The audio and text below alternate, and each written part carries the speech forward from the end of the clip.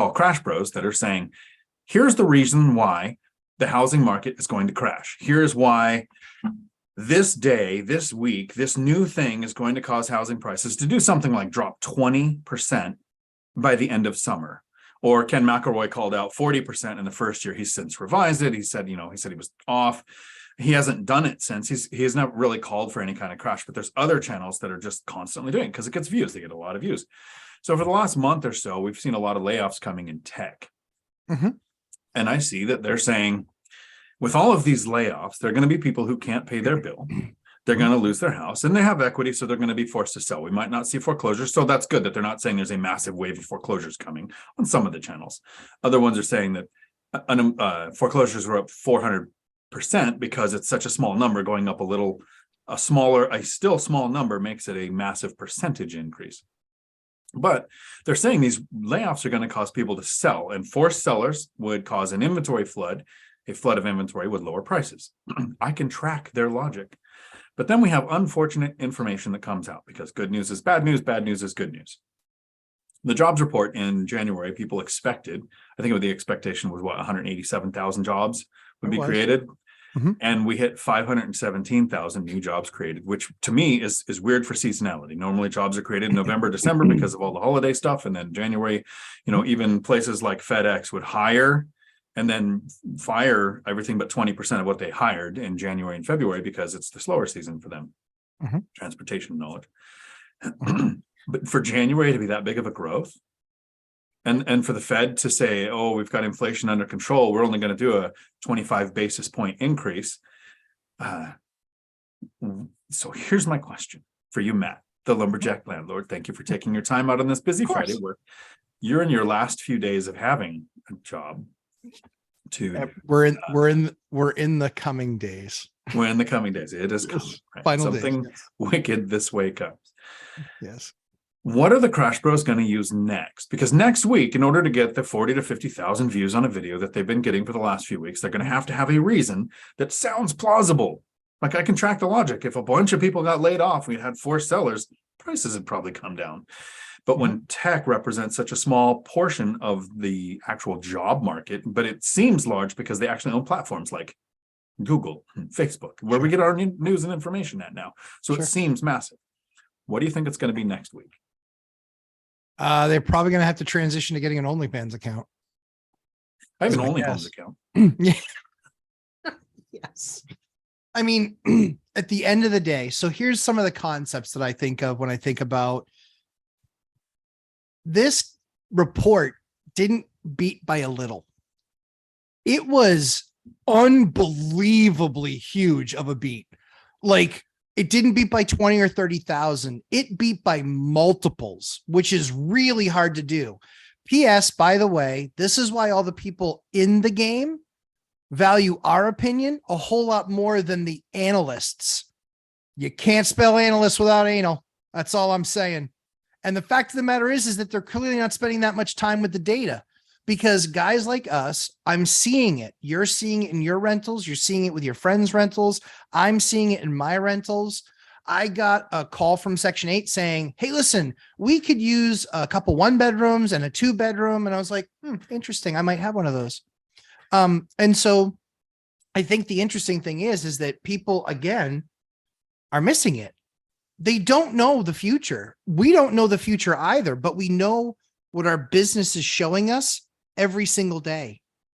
We know what we're seeing with people paying rent. We know what we're seeing when we list an apartment and the responses.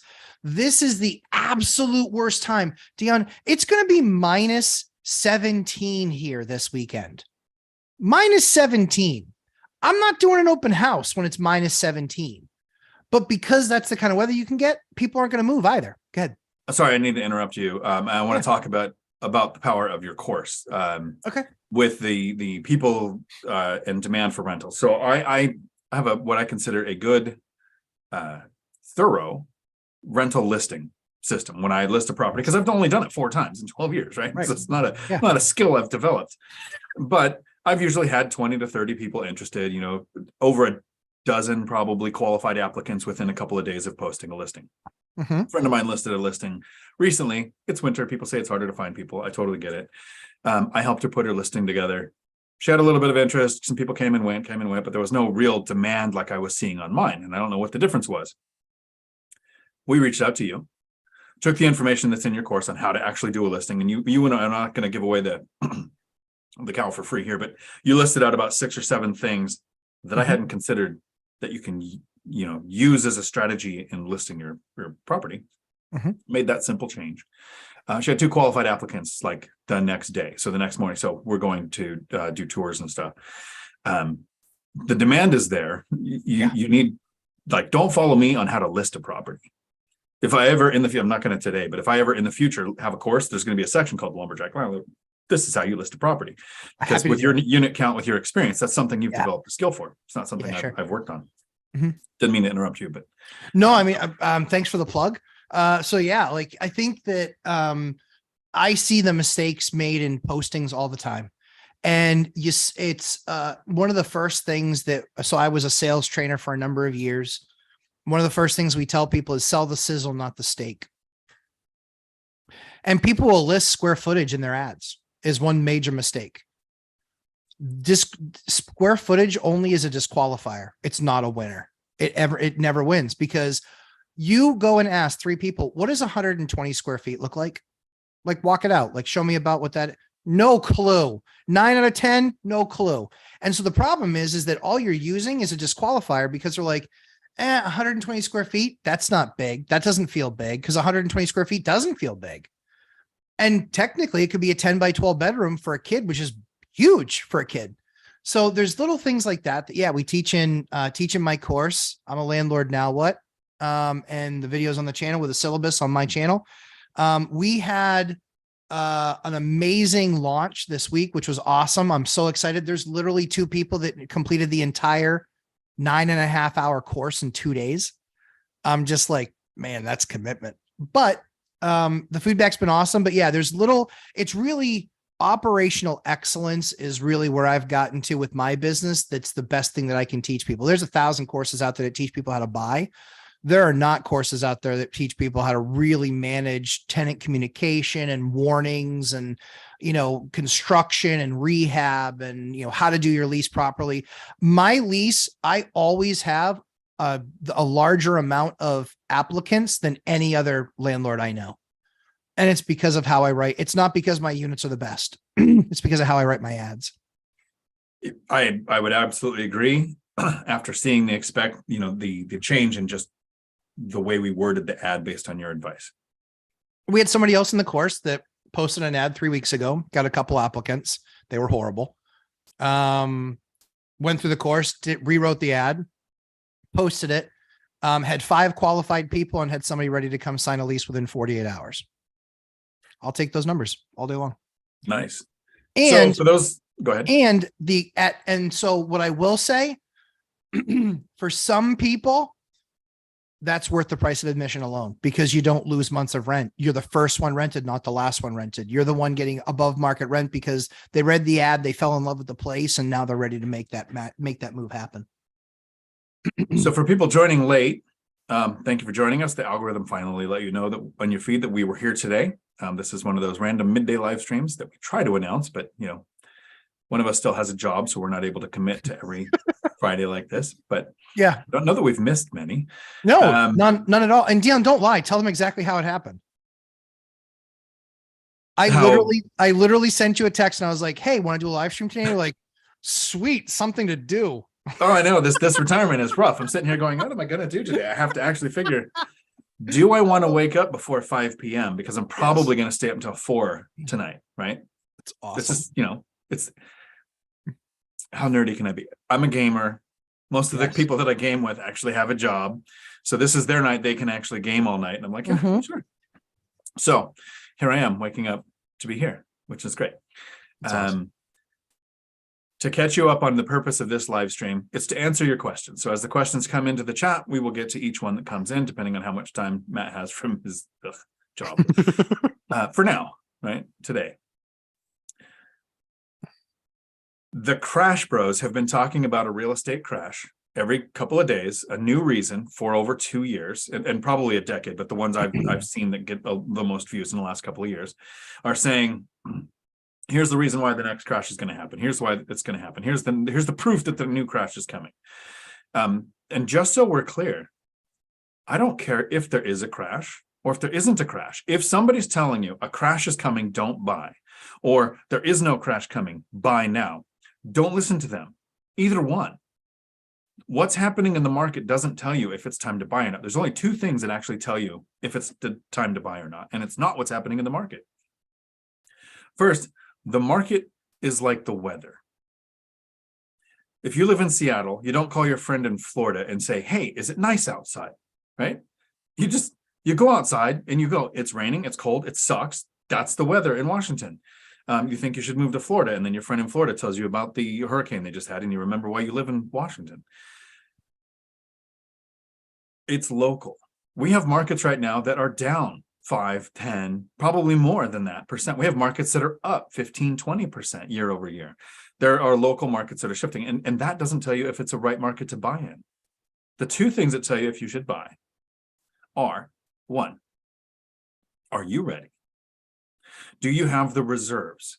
Do you have the down payment, or the ability to find the down payment, the money for immediate repairs, the bandwidth to handle the added work of managing the property manager with more units or adding tenants that you manage, the money for closing costs?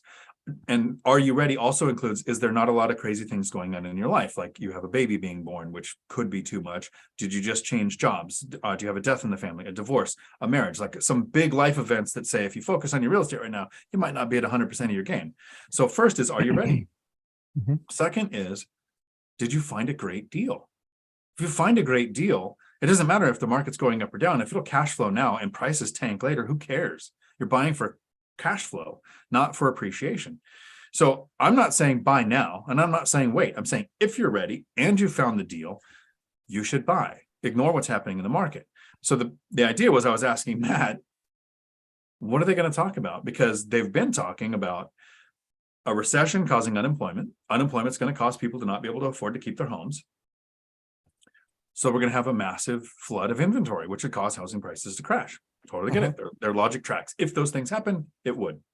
And then we see all these announcements in tech saying, look at all the layoffs. We have 1,200 here, 10,000 here, whatever it is. But tech is a really small industry compared to the job market. The number of people in healthcare dwarfs the number of people in tech, and healthcare is understaffed. And that's just one. You have teachers, transportation, logistics. You have all these different job markets. And tech is down, but it seems huge because they own the platforms we get our information on. Exactly. And then we get the jobs report from January, where people projected less than 200,000 new jobs, and we broke 500,000. So bad news is good news. All these new jobs coming in saying unemployment, it is at a record low, lower than it's been in over half a century. It's like 53 years or something was the last time unemployment was at this mark. But that's what was going to cause the housing crash. If you had the unemployment rate triple from where it is now, we still wouldn't see a housing crash. No. And only right now, tech is what's being hit. The Fed only raising 25 basis points mean employers feel confident to borrow money to make, to add jobs like we are right now. So we're going to see more job growth. And then somebody here, it was at the beginning, had a good, I think, Jay Smith. Thanks, Jay. You think it's going to be the federal pivot, right? They're going to start using the term the Fed pivot. The Fed's going to pivot. Well, they were going to pivot until we see something like the jobs report. And now we're going to see inflation seem strong. So next time, I'm not a predictor, but I wouldn't be surprised if we have more than a 25-point increase. I'm a predictor. They're not pivoting anything, and keep on making that bet. Do you know how many people have gone broke in the last year expecting the Fed to pivot? Like so many people are getting crushed by the Fed pivot. Crushed. You guys, I'm a big fan of Ben Mallas. I think he's a brilliant real estate investor. I think he's wicked entertaining. He is getting crushed right now, and he says it all the time. All respect to that dude, because he is airing some laundry that is really expensive. He flat out says, I should have locked at 2 points, and I'm paying 6 and 7 points on stuff now. And it's costing him $100,000 a day. That number is going to get even bigger because he's got massive, massive loans out. And so I'm not doing this to poo-poo on Ben. I'm saying respect because the guy mentioned it. He talked about it. And here's what I'll tell you. He is getting crushed by interest rates. That is massively eating into margin. What he's literally doing now is he's looking at some of these properties and their value and selling them off in 1031 exchanging them because he's like, I can't get that one under control. It's going to lose money. I need to just sell it, take my money and put it in some other asset where there's better money. That's my point. So I think, I think that the market's the Fed's going to continue to raise. They've not broken inflation. They've not broken, and we won't know for 6 or 9 months. So here's the one thing, jobs, if jobs continue to keep, 517 on a 187 number. And there are people that are educated and have been in that market and doing it for 20 and 30 years that were guessing 187 to 200 and they missed it by that much. And you can't play the game. Well, do you trust that number? Listen, if you don't trust this one, then you can't trust any of the others. If you trust this one, then you have to trust all the others. They're either gaming it or they're not. And if they're gaming it, it doesn't matter. And if meaning that you can't calculate for it, but at least if it's the number that they're sharing, you have to take it in stride with all the other numbers they shared. So really quick before I get to Millennial Mike super chat here, which I appreciate. The point I'm trying to make when it comes to Crash Bros and us being the three stooges, even though there's 4 or 5 of us, right? That are saying that there's not a crash coming. And some other people, Meet Kevin, Graham Stephan are often talking about, they word it crash. And then the video is talking about why there's not a crash and it's not going to be like 2008. The Crash Bros are trying to argue us on a point we're not trying to make. We're not saying there's not a crash coming. It's like I said a few minutes ago, that's not what determines if you should be buying or not. The problem is they say there's a crash coming, so don't buy. So they're costing people literally, how much do you think people lost that could have bought in 2020? Every now and then we see a comment from them. I could have bought, but I was lost in the Crash Bros and I didn't. That have missed out on the last 2.5 years of appreciation, cash flow, principal pay down, tax benefits, like all the benefits from the crash that never happened that they kept talking about. They're saying there's a crash, so they want to argue us because they think we're saying there's not a crash. They're saying there's a crash and we're saying it doesn't matter. Millennial Mike. Largely, that's my opinion, is it doesn't really matter. I want to evaluate the deal that I have in front of me at that time and see the return on capital that I'm going to get, period. Wait, but so here's a really brief example. I expect inflation's going to cause prices to go up because it's going to take more currency to acquire the same assets. I'm not an analyst. I'm not an economist. So it's a stupid theory. Don't believe it. Don't use it because it has nothing to do with whether you should buy or not. Zuber thinks it's going to be flat. Years of experience, large portfolio. He knows his market. You think it's going to go down. You're predicting 5 to 10% down, a drop. And I totally get it. You have the experience and years and wisdom to have a better guess than I do, right? Your crystal ball works better than mine. Yeah. But you're buying a crap ton of property. Yep. Right? Like you expect, you've said it several times, I expect prices to go down. Yep. But you keep buying. Like that's what we're saying. I do. It doesn't matter what the market's going to do. You buy. That's exactly right. If you're ready. Millennial Mike, at training today, fellas can't watch it live. Have to watch replay later. Word on the street, Lumberjack released a course. I bet it's underpriced. I corrected that for Jay. He did. You have a course came out. You've got some feedback. Luckily, and one of the feedbacks I saw, my portion was not in the worst portion of the course. They said they liked it, so that's cool. I appreciate that. Looking forward to the boot camps. Give us a quick rundown on what the boot camps are going to look like. So basically the boot camps it's kind of taking what we've done kind of to the next level. So it is, you go through the entire course, but then over the course of 11 weeks, once a week, we're going to meet with, it's a small subset of people. We limited it to only, I think it was 18. I think we only have 1 seat left in the boot camp. So I think we have 17 in the boot camp, but basically once a week we'll get together, iron sharpening iron. It will be me and those 17 people on a private call, on a Zoom. We'll talk through everything. And if one of the boot camp attendees can't make it, we record it for the boot camp, but you have to get into that section of the course on our program. But it's basically just to go even deeper, that way they get the chance to ask live questions. They get the chance to kind of scenario analysis some stuff. we can get really, really deep. Because when I tried to do that with some of the videos, the problem is I literally had one video that we had to basically scrap because it was an hour and a half. And I'm like, all right, that's not the proper use of this. So it's really kind of teaching the concepts in the course. And then if they want to go deeper, we go into the boot camp, essentially. Nice. Yeah. Howdy to everybody that jumped in here today. Matthew Paris, the analysts consistently analyze the wrong data. They analyze the data that shows the best audience retention. What do people want to hear? Let's just talk about that. Matt also says, I'm wearing you down. And then I'm going to owe you a nice retirement present. So I'm inviting you on the cruise with me to the Mediterranean. It's September. There's your thing. I'm not going to pay for your cruise, but I'm inviting you. So let's do something real quick on median home price and just so people understand where I'm coming from on the downside. So real quick. So, wow, that's some horrible television right there. You can't really see that. Basically, long story short is it says 195K, 200K, 300K, 325K, 350K, 400K, and 500K. These are all the houses that sell, right? Let's just say that. So it's 1, 2, 3, 4, 5, 6, 7. Now it's 7. So the median is this one right here in the middle, 325. That's now your median home price. Here's why I believe housing will go down. These prices aren't going down. This price right above median, not going down. Here's what's going to disappear. The luxury disappears and the move up buyer reduces. So with this transaction disappearing, this one being reduced, now you're down to these 5 transactions. And so you go from 325 down to 300 because now that's the median transaction in the middle.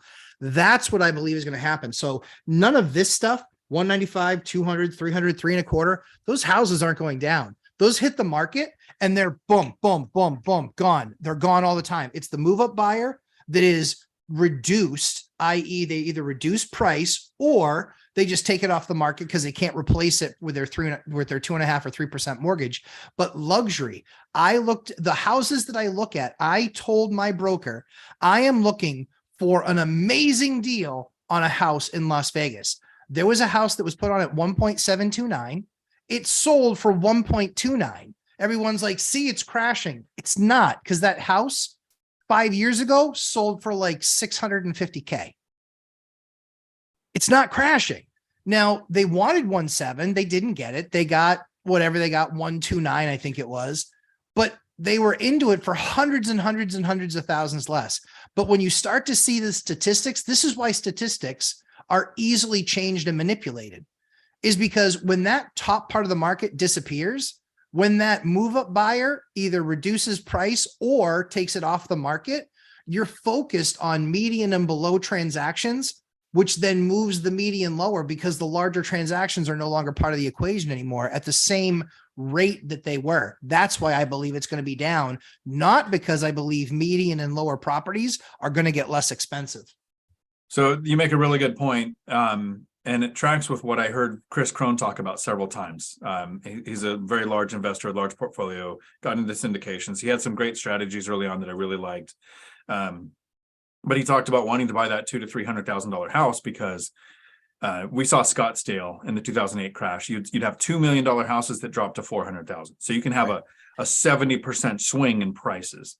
Mm-hmm. But if you're buying a $200,000 house, it's going to drop in a massive crash to 180.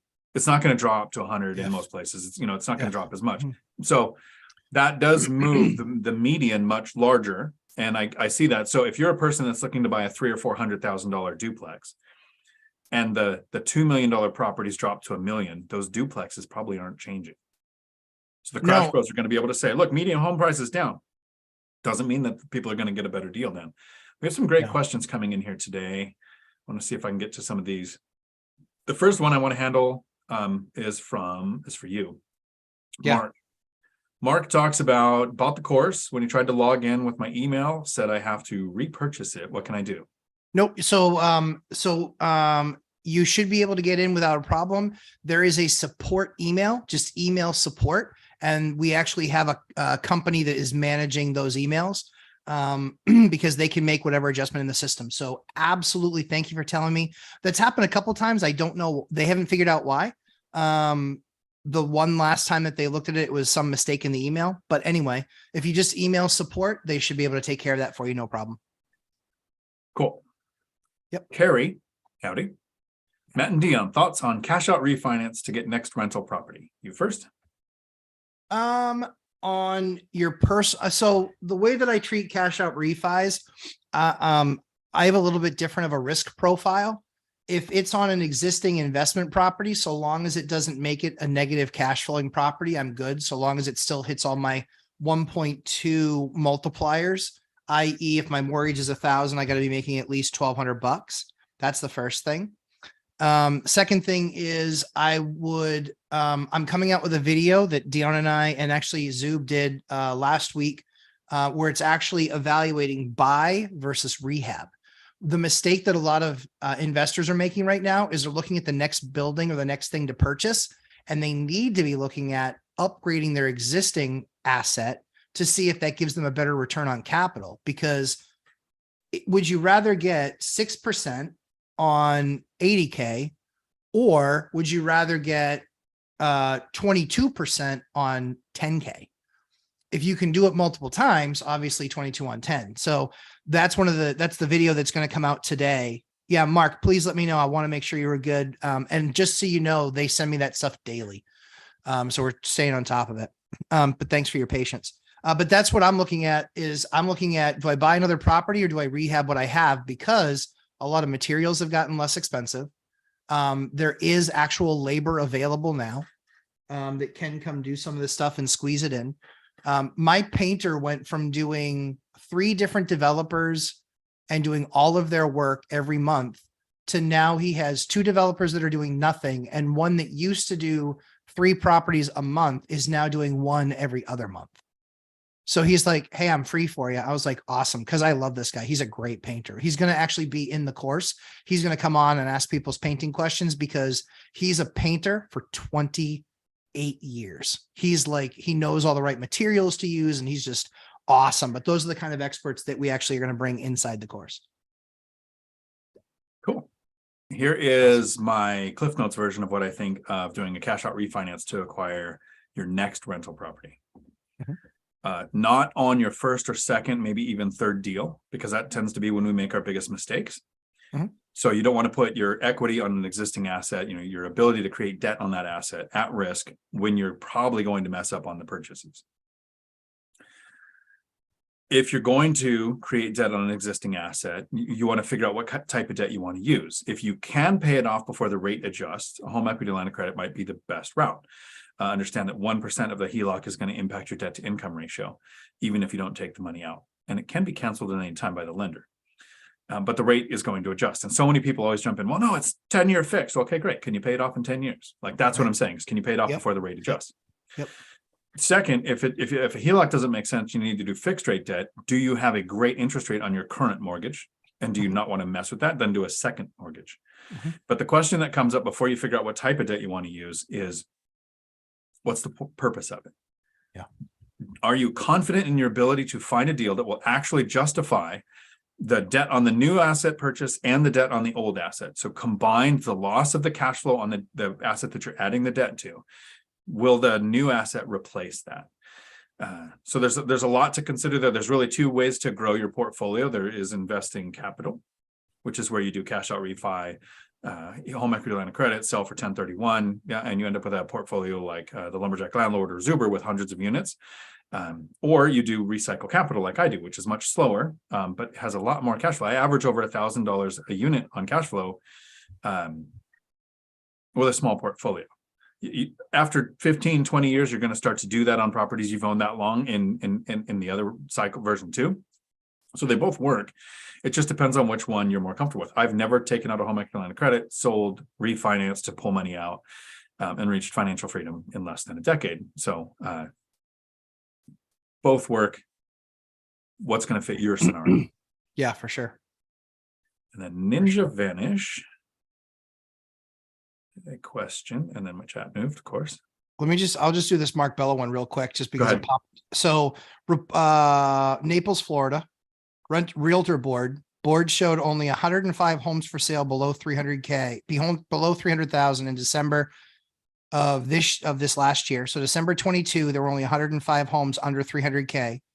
And in December of 2019, there were 1,800. This is what I'm saying. The affordable, because here's the thing, new builders, what they're building is not in that range. We have new builds going up where we are. They're 1,500 square foot homes for 600 to 750,000, 1,500 square feet for 600 to 750. That's a move up buyer. Here's the problem. That's a move up buyer to just a nicer house. It's not a move up buyer because they're not getting more size than their 13 or 1,400 square foot house. It's 100 square feet extra. They're going to double their payment. No, they're not. They're not. It's math. They're not going to do it. Inventory is a big part of the problem. And there are places where people are saying, well, our inventory's up. Are your new listings up? Yeah. Right? There's not a lot of new sellers. There's people that left it up longer. And if they're not a motivated seller, that doesn't become a forced seller. Doesn't mean they drop the price. Doesn't mean they accept a weird offer. I mean, they could just pull it off or leave it on. So here's a question. I'll let you go first. Ninja Vanish, howdy, thank you. You guys have mentioned saving 10% for vacancies, 10% for repairs and maintenance. We have a different version of that. Do you guys save this in one reserve account? What if you already have a large reserve? I'll let you go first. So I think that's the bonus of the large reserve. So once we got to, I think it was like 50,000 or 60,000, right around there. Once we got to that number, we stopped throwing money into that reserve, because you can only have so big of a reserve. And I, like Dion, we're broken. We like money in those accounts because they pay us nothing. And it means that we have impetus to go out and do the work and get another deal, because our money is dead money. They're making 0.0125%. And I'm not concerned about the lack of, or, about the 10th of or an eighth of a percentage point I'm making in interest. I want to go out and buy the next asset because I know if I'm buying it, it's probably 18 to 28% that I'm going to get return on my capital. And so what I would tell you largely is, once we got to that point, we also recognize that what's going to come up that's 50 grand. Like, you might get hit for a water heater there, but you also get to a point where now you're fixing stuff out of cash flow. Now, when we have a bunch of stuff go, like right now on paper for the last 3 months, we've lost money. We have 16 units under construction. And so cash flow, we've lost money on purpose because we're bringing 16 units, and it's not a lot. We've not lost a lot, but we're bringing all that stuff. We're bringing that to the market. And when those 16 units come into play and we're not spending money anymore, holy cow, the numbers get redonkulous. Like, they just get downright offensive. So what I would tell you is there is a point that you get to in your reserve account where enough is enough. And at that point, I just look at it, and I don't want to do principal pay down on a great cheap rate. I have mortgages that are at 44%, 30-year fixed on an investment property. I'm likely not going to see that again. And if I do, I'll try and refi again at that point. But largely speaking, you don't want to overfund that account. You just get to that number where you're like, you know what? If a roof happens, if a heating system happens, if a foundation wall happens, these are $10,000 or $15,000 expenses on a property. Okay, let's say it happens to 2 or 3 properties because it's, Newton's law. Fine. Then you're done at 40, 50,000 bucks. At that point, it's like, okay, we've got fully funded reserves. That's where we started taking the extra money, and basically then actually calculating, instead of taking 10% out for maintenance and such, we actually started to take the real number out, which for us across our portfolio is more like 4%. So we just started taking 4% out but again, we were fully funded. So we were still looking at it and going, we're still just going to stick this money in because now we can do so much more from cash flow. But that's what we did. So you make a really good point with what's the actual number? I set aside 10% for repairs and maintenance and 5% for vacancy. So 15% basically when I'm running the numbers on a property. Mm-hmm. I've never, even on years where I replaced roofs, come close, right? Yeah. Yeah. So for me, it's scaled with the size of my portfolio.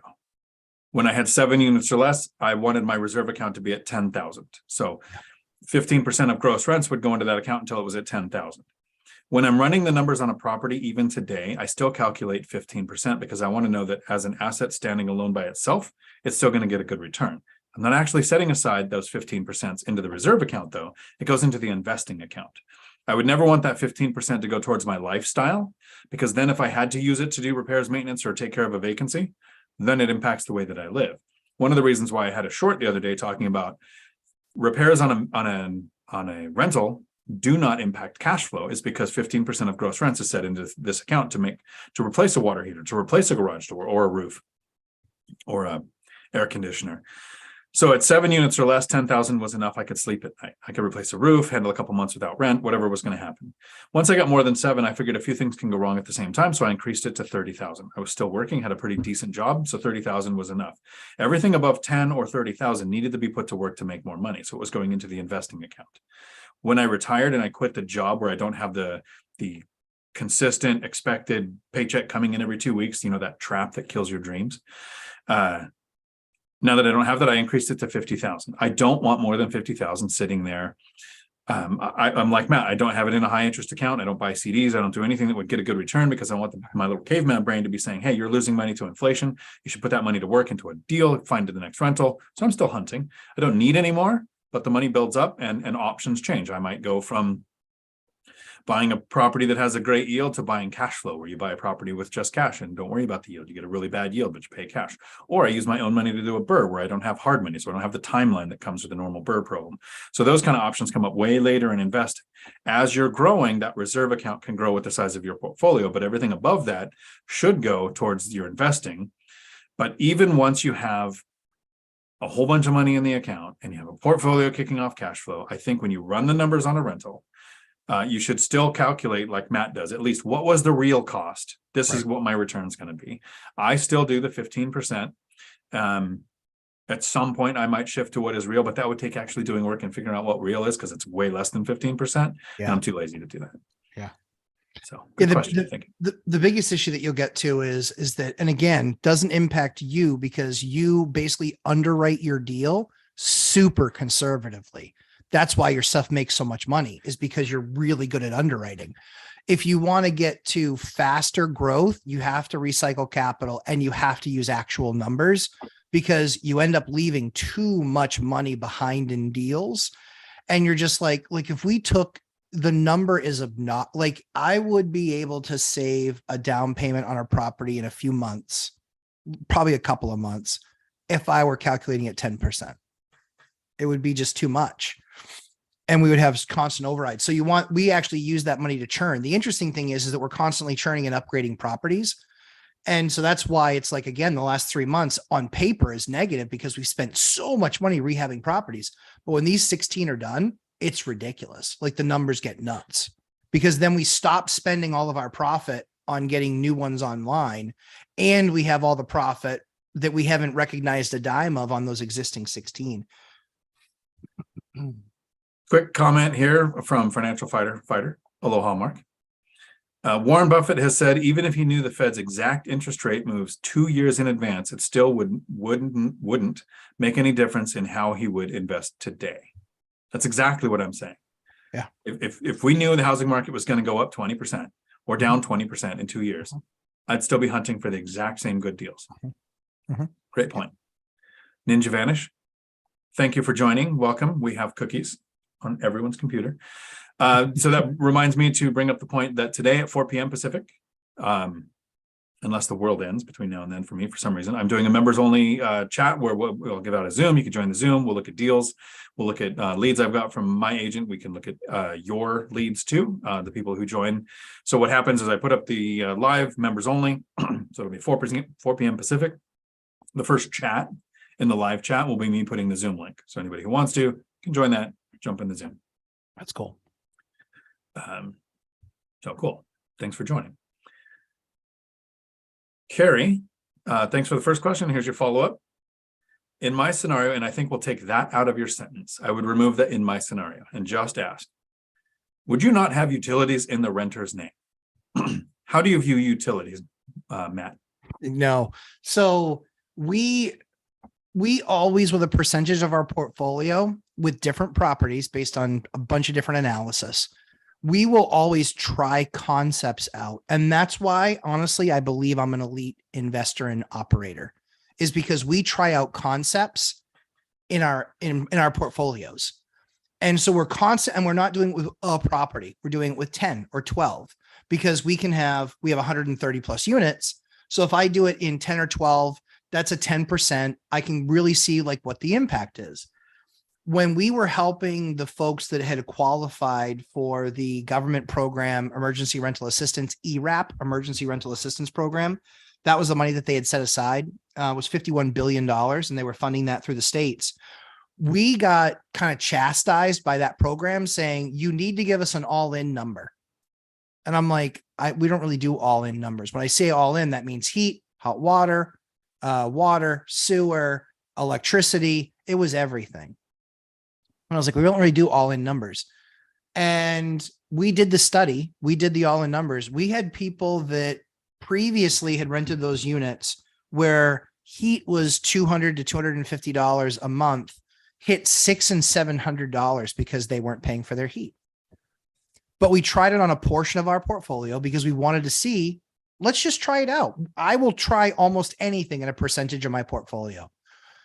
And we tried it, and it was a huge, colossal fail. And we literally spent the last 45 days.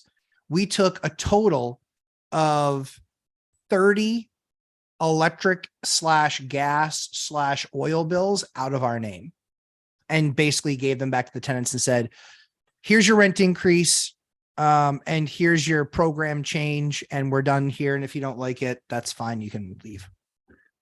So I get that the ERAP required utilities were included, but they were paying 20-30% higher than what the housing authority normally pays. I actually have a video coming out tomorrow that I did with my friend Tony on how he reviews midterm rentals. He's got a spreadsheet, Yeah. so we're going to share the spreadsheet in that video. Nice. It should come out tomorrow. I have to not take naps today and edit that video to get it out. So we'll see if that happens, or not game until 4 o'clock in the morning tonight to do that. But I should do it because Tony took the time he literally spent like an hour helping me get that out because it's not something I do. Kind of like the question here from Clint, I didn't ignore you. It's just, this is not really something that we can answer. And so I want to point out that sometimes you're going to ask questions on real estate that I don't know.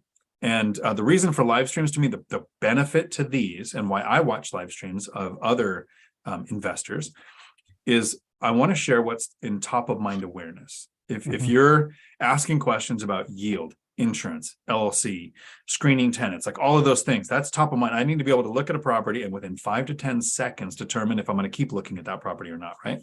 So that's what these questions are I'm hoping to answer. But sometimes you ask a question that doesn't hit our investing strategy, our market, and something like this. I wonder what percentage of failed Airbnbs are in the starter home sector versus the move-up luxury. Not something that either one of us invest in. I would say Anna Kelly on One Rental at a Time. She invests in short-term rentals, luxury, has great strategies on how to do that successfully. That's who I would go to for something like a question like that.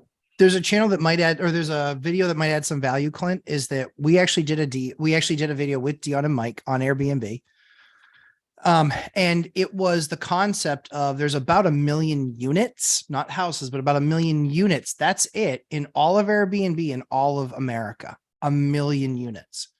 So what's really interesting is that if you took away, you can't get nutty and say it all disappears because it won't. But let's say you took away half. Based on the fact that your typical bookings is 40 to 50%, that means that what's left is 100% occupied. And even if half of that supply came on the market, it's like 6 or 7 weeks worth of inventory across the entire country. And so what you'll usually find is, I think that there will be some of that stuff come on the market, but it's going to be kind of like foreclosures. It's not going to be a meaningful number. But you can watch the video and give me a note and let me know what you thought. I also think a lot of short-term rentals, instead of just failing, are going to turn into midterm rentals. I agree. Maybe not, they might not make sense long-term. You might lose money, but midterm rentals can add significantly. And again, the video coming out tomorrow actually shares some resources on how to turn a bad deal into a great deal using midterm rentals. Sean Connolly asked an awesome insurance question. Can I answer that one? Go for it. So Sean Connolly asks, I'm getting home insurance quotes back with the highest deductible at either 50,000 or 10,000 for a fourplex, which one would you go with? $500 difference in the price for the year. So Sean, this is actually an advanced strategy. You're doing it really smart, really, really smart. This is one of the things that I did in my portfolio. Not recommending you do this, but I'll tell you what I did for my portfolio, because this isn't insurance or financial advice. What I did for my portfolio was I recognized that with my portfolio, I was going to be paying about $130,000 a year in insurance is what I was going to be paying. And that was with a standard $2,000 deductible or $2,500 deductible. So I looked at that and I said, okay, I need to test. Basically, I need to essentially test the actuaries on this. So I did the test and I looked and they were paying, like I said, about a couple $1,000 was my deductible. I raised my deductible to $20,000. I had to fight with my bank over that, but it was a good fight because they said, well, we want to see $50,000 in an account. What a coincidence. I have $50,000 in an account. And so they said, we want to see $50,000 in an account, but we'll let you have that $20,000 deductible. That knocked my insurance costs on my whole portfolio from $130,000 in insurance with zero claims down to about 60 or 62, more than half the price. Now for me, do I have to know, like I had a tree in this last storm, I had a tree fall on my house. It's about $3,000 to $5,000. It's probably about $5,000 in repairs. Am I filing a claim? Nope. I'll pay for it. But you know what? I'm making 70 G's a year that I'm not spending on my insurance. 70 grand a year. I've been doing this for 4 years. Essentially, that's netted me another $250,000. Now, I have an umbrella policy as well. So if it gets nutty and it goes over the 500 or 600,000 bucks that the house is insured for, I still have the umbrella. However, a $20,000 deductible, that's what I did. It knocked the price, I mean, massively. But my prices, as I told you, were kind of cut in half. So to recognize to go from 40 down to 10, it only knocking $500 off. Don't know that I love that. I might stick at 10 and pay the $500 extra. But here's what because your tenants are basically paying that. I'm stealing something from Dion. So your tenants are going to pay that for you. But here's the one thing I would make sure you know. You got to talk to your bank and you got to look at the mortgage provision, because if they find that your property is underinsured based on what you committed to in the mortgage doc, they can call your loan. So make sure that you do that and take a look at that before you make any decisions. Make sure that you look at that. But for me, I could probably tell you what Dion's answer is going to be, but for me, the juice isn't worth the squeeze for $500 versus 30,000. It's not worth it for me. No, if it was $500 to go from a deductible of 5,000 to 10,000, I would do it. Yeah, agreed. But $500 to go from 10,000 to 50,000, no. And depending on the size of your portfolio, if you have $2 million sitting in an account and you have 600 rental units, yeah, sure, maybe.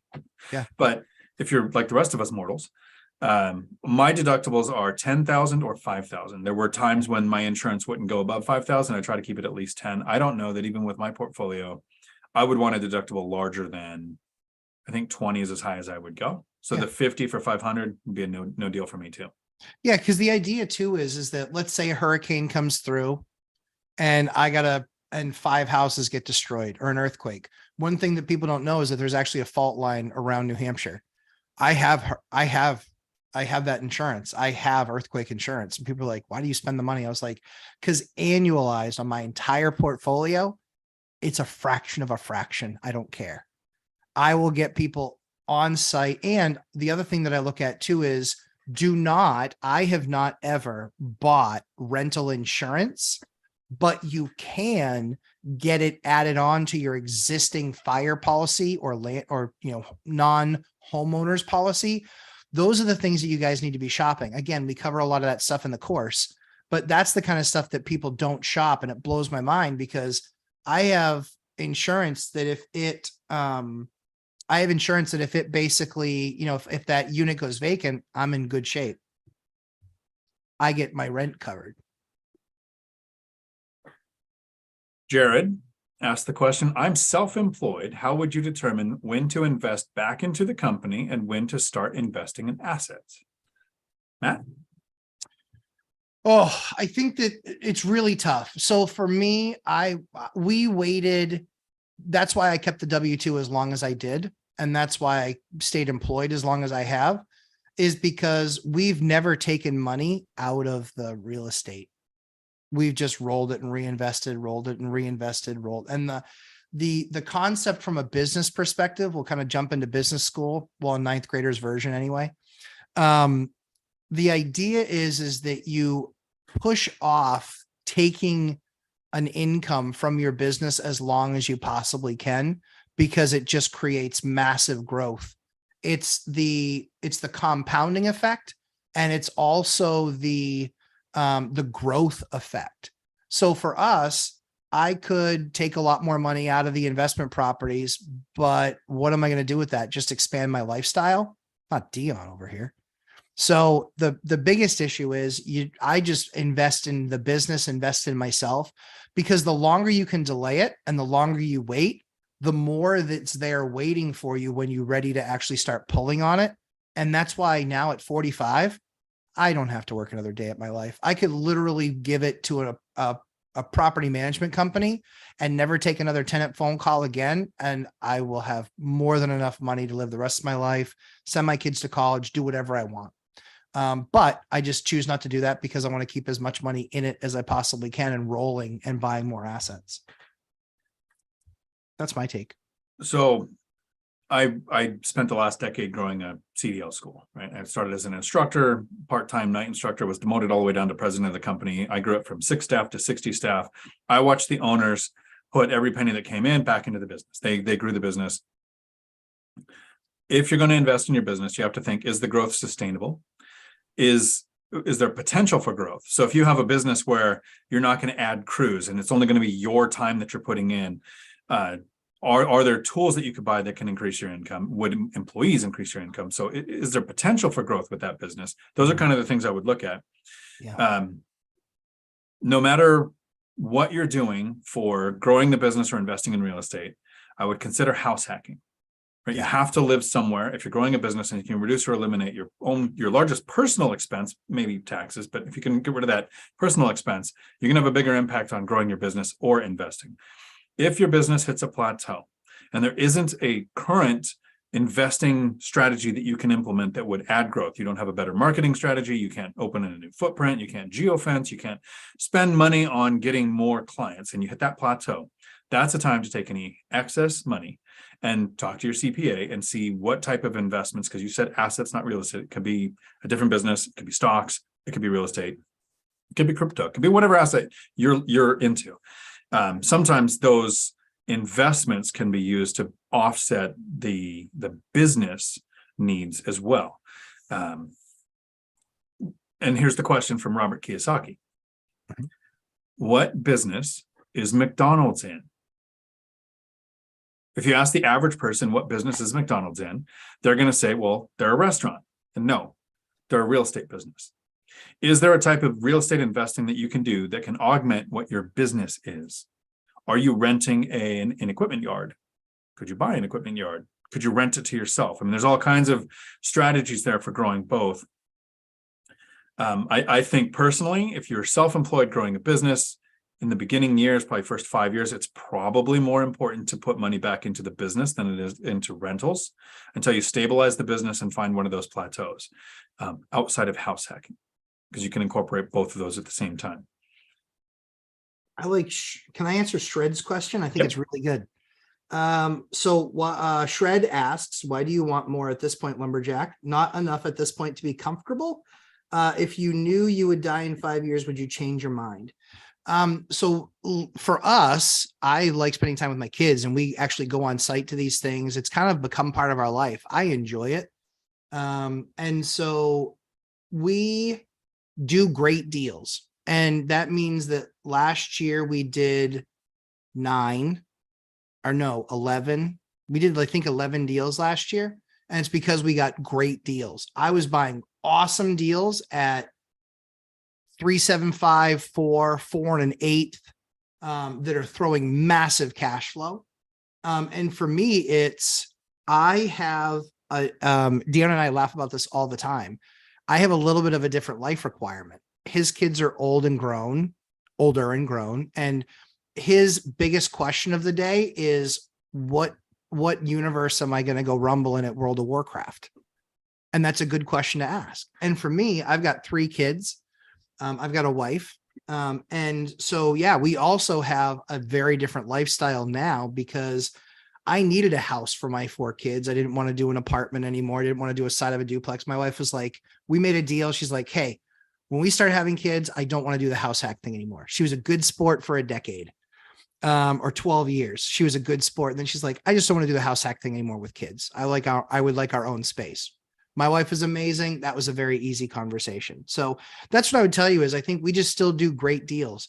I get deals that come across my desk really often now, but I'm more selective. And that's why when you hear me talk about a deal, it's usually over 20%. It's because I'm only doing those absolutely no-brainer deals that are just ridiculous or have this massive pot of gold at the end of the rainbow.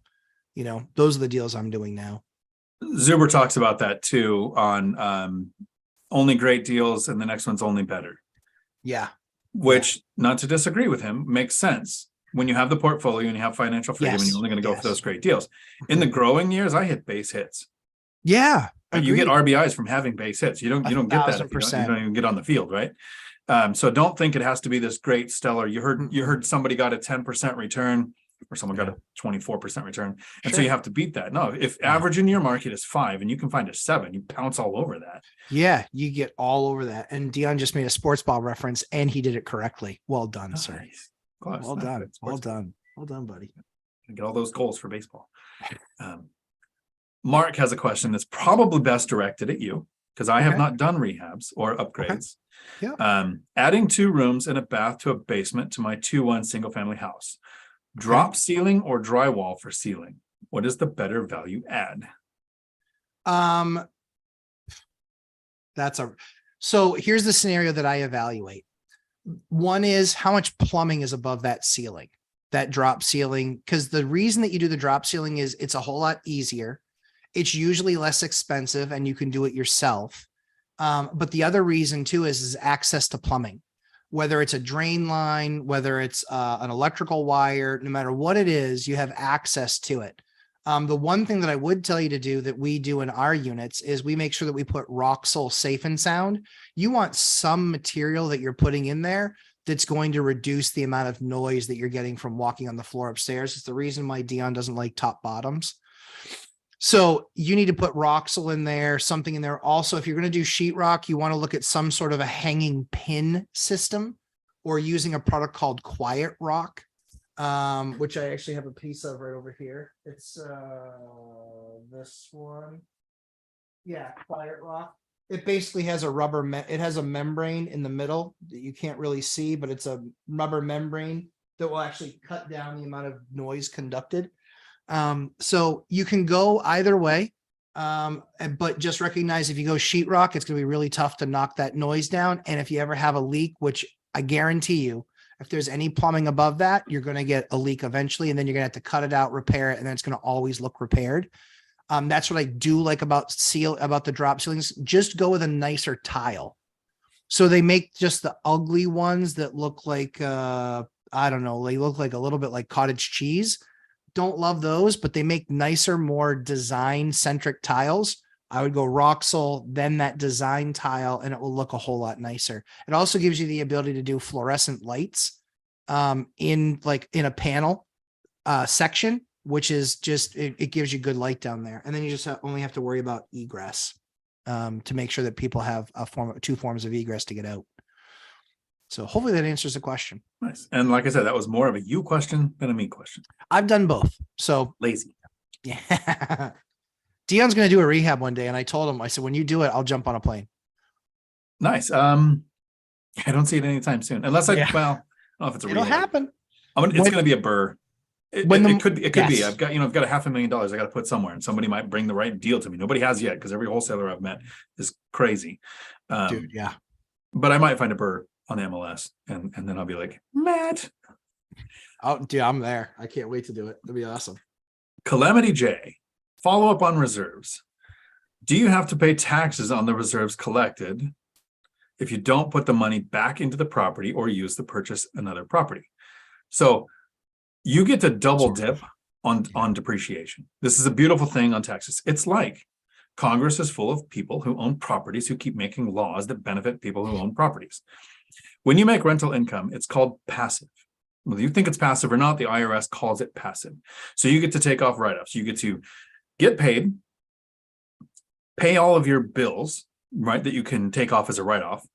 Then you get to depreciate. You get to say, my properties went up in value, but government, you're stupid. My buildings are a year older. So I'm going to take 127.5 off of the value of these buildings, off of my income, and not pay any taxes. Out of that money goes into reserves. That money is sitting in reserves, which, to answer the question that comes up later on, if you had a bunch of reserves, would you do a addition to your house? No, that's reserves. You don't touch reserves for things outside of reserves. Right. If you have the money to do a rehab on your house and you want to, go for it. But it has nothing to do with investing or your reserves. When you take the money out of the reserves to pay for a repair, you already got that money after you've taken out expenses, after it was depreciated, probably didn't pay any income tax on it, and for the first probably 5 to 10 years of your investing. Now that money in reserve goes and pays for something like a water heater, which is then a write-off against your property and your passive income for the year that you use the reserves to make that repair. It's this cascading chain effect of real estate makes you a bunch of money. Yes. Did you have a different opinion on that, Matt? No, I think so. I think, no, I don't have a different opinion on that at all. In the interest of transparency, because that's what you and I do here. We just share it exactly the way it is, the good, bad, and the ugly. Ashley, Mrs. Lumberjack, she came to me and she's like, I don't want to tell you. And I was like, what do you not want to tell me? She goes, we lost money. I was like, okay, on what? She goes, last month we lost money. I go, okay. She goes, like $10,000 or $20,000. She's like, I know it's between that. I haven't done the final number yet. I was like, okay. She's freaking out. I'm like, it's fine. She's like, what are we going to do? I was like, what are you watching crash videos? And it was really funny because we spent into the 6 figures on projects. I was like, it's investing. It's really investing. And I say that because there's the investors out there that look at it and they're like, oh my word. We just spent a bunch of money and we lost money this month. Yep. You're going to have months like that, especially in the beginning. You're going to have months like that until you build up those reserves, until you have your tenants. Dion's famous line is, until your tenants start paying for all the repairs. Right now, they're making payment plans. If you're a newer landlord, they're making payment plans on all the repairs. So if you have to do a roof and it's $8,000 or $12,000 and you haven't gotten to that point yet in your reserve, doesn't matter. They'll pay you back over time. And now the good news is that if they did a decent job on the roof, you probably got 30 years out of that thing that it's not going to impact you. So you will see in rental businesses, in your rental business, you will see months where you will, on paper, you will lose money, especially when you're new. That's why the first 5 years is the hardest, because in the first 5 years is far more likely when you're going to lose money. When we lose money now, it's planned. It's like, we're dropping 6 figures a month on projects. So it's planned. We know that we're spending that money, So it's a little more forensic than we need to be in real estate, but running a business for like a decade, you have different ways of looking at money. Oh, of course. People say, well, you have a profit and loss sheet, right? Is that cash flow or accrual? And then they go, oh, you have a balance sheet. Okay, great. How are you factoring your debt on your balance sheet? Right? You can actually take even something that seems like a really simple accounting process and then go, okay, but what lens are we looking at it through? So you guys have investments that have a cost to acquire. Yes. So if you own a property and you purchased it, you had that cost to acquire. Now let's say a tenant moves out and you go, do I put in floors and paint or do I do a whole gut rehab? Right. The gut rehab will get me this for rents. The touch up will get me this for rents. Is that investment, that new cost to acquire that fully gutted rehabbed unit, going to be justified by the increase in rent? Right. It's like another acquisition. Running the school, we would have a month where you make $300,000 profit. And then the next month you lost $40,000. Right. And then the next month you made 60. And then the next month when the owners came in, they had, this is their first time running anything transportation or anything education. They had owned a call center, they had owned a courier service. They don't know these are the things that had a pretty consistent, repetitive cash flow. And it took me a while to kind of convince them that, classes start every 3 weeks. It doesn't line up on a calendar month. Let's look at a bi-monthly. And then we ended up going to quarterly reports instead of like, hey, let's look at this month. How did this month perform when the class started, but none of the money come in until halfway through the class, which was next month, right? Yeah. So if you're looking at that, I could totally get if she looked at cash flow of that month and it looks like a loss. I profit, and I'm transparent with my numbers. I profit with 16 rental units it's a little over $17,000 a month after principal, interest, taxes, and insurance, and setting aside 15% for repairs and maintenance and vacancy. So if I put on a $20,000 expense, like a foundation went out and I had to do 20 grand to redo the foundation.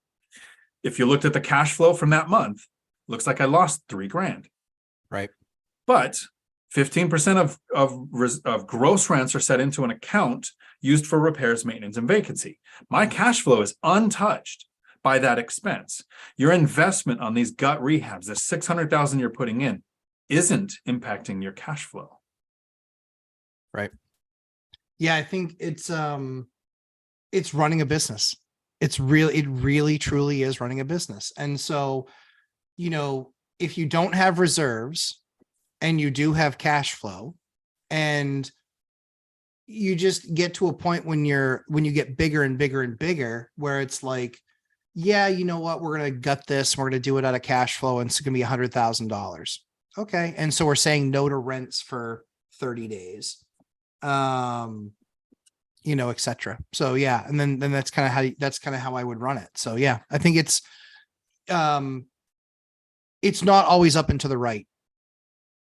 It doesn't always go like this or like this. Oh, we're doing a Kennedy back to the left. Carrie asked the question. And this is more of a Matt question, so I'm glad you're here today. Okay.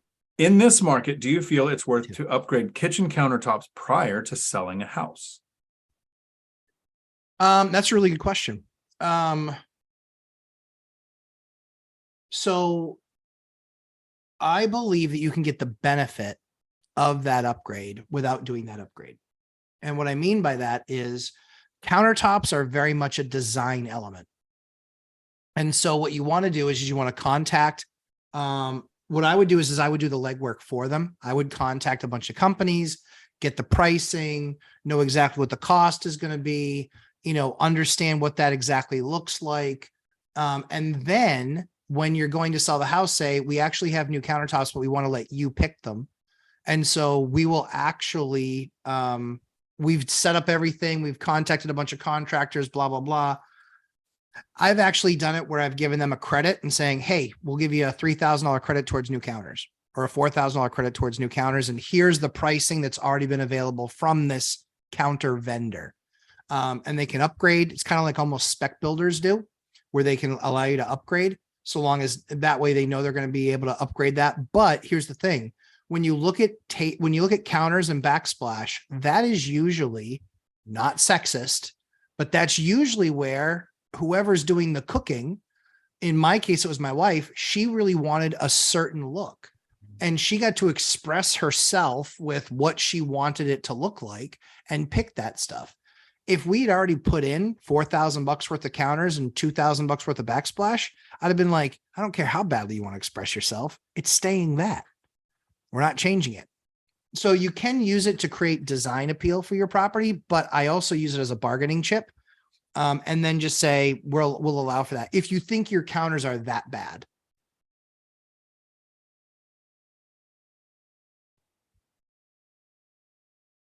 It's weird. I just got a bill pop up for a base that I'm not at. Oh, identity theft. That's great. Evolve Properties LLC. Howdy. Thank you for saying this. 76 watching and only 15 likes. Only hit the like button if the information earned it. Yes, I liked it too. Andres, what type of budgeting apps do you use, and do you use a business account for your rentals? Matt?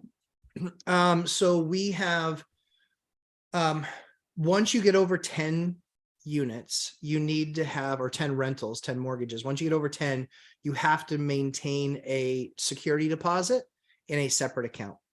You can have all of your security deposits in one account, but you have to have a separate account for security deposits. The way that we run the business is we actually have currently we have a trust account, because that the businesses are held in the trust. All of the rent goes into that account, and then all of the expenses come out of that account. We did not separate any of the properties. You're under the lumberjack umbrella, if you will. So that one account, everything comes in and out of there. That way it's only one account to manage. And then we have one credit card specifically that we use for all the properties, that we have multiple copies of that card. We have our lead PM that has one, and we have one. And that way, anytime we buy anything, whether it's online or in store or anything like that, it goes on that credit card. And so then that credit card gets reconciled once a month. And then all of our Venmo, PayPal, Cash App, ACH, all of that stuff, all those payments, those also all go into the same property account. So we really manage everything out of two accounts. It's either a deposit account or it's a cash account. A cash flow account where it takes all of our rents and all of our expenses come out of that as well. And then we have an emergency account as well, with just money sitting in the emergency account. So the first part of the question, what type of budgeting apps do you use? Write this down. This is very important. Excel. None. Yeah. 0. Yeah. One of the reasons I wanted to be financially free is I don't want somebody telling me what to do. And if you have to go to work, you have a boss or company owner or whatever you have, they're going to tell you what to do. If you make a budget, that's you telling you what to do. And I don't even want to have that. So I think you kind of have a choice in the beginning. You can either have a budget where you track your expenses, and once it's tracked, it can be improved. Totally makes sense. Or house hack. Reduce or eliminate your largest expense and not worry about the little stuff. That's the route that I went. So I've never had a budget. I have a loose idea of what expenses I can do. I know what I can't afford, right? So I'm not just wasting money. But I don't have a budget that says, here's my streaming service. I can only add something if it stays within this. Here's my food. Actually, I guess I kind of have a food budget right now. My goal is to spend $1,000 a month. So it's not a limit. It's a goal to hit. So no budgeting apps.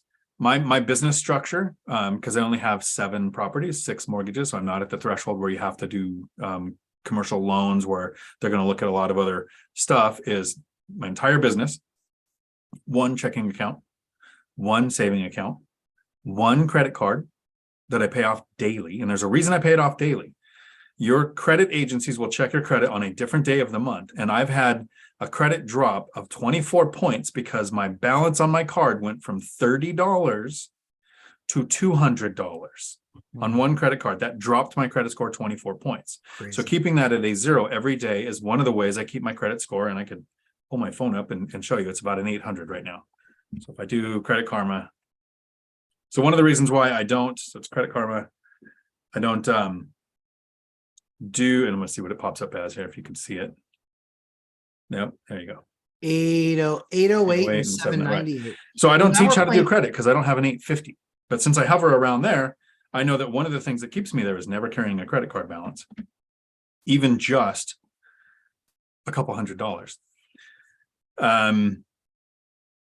You might be required to keep deposits in a separate interest-bearing account. There were times 10, 20 years ago when you can get 5-6% interest on a credit card, on a savings account, 11% in the 80s, right?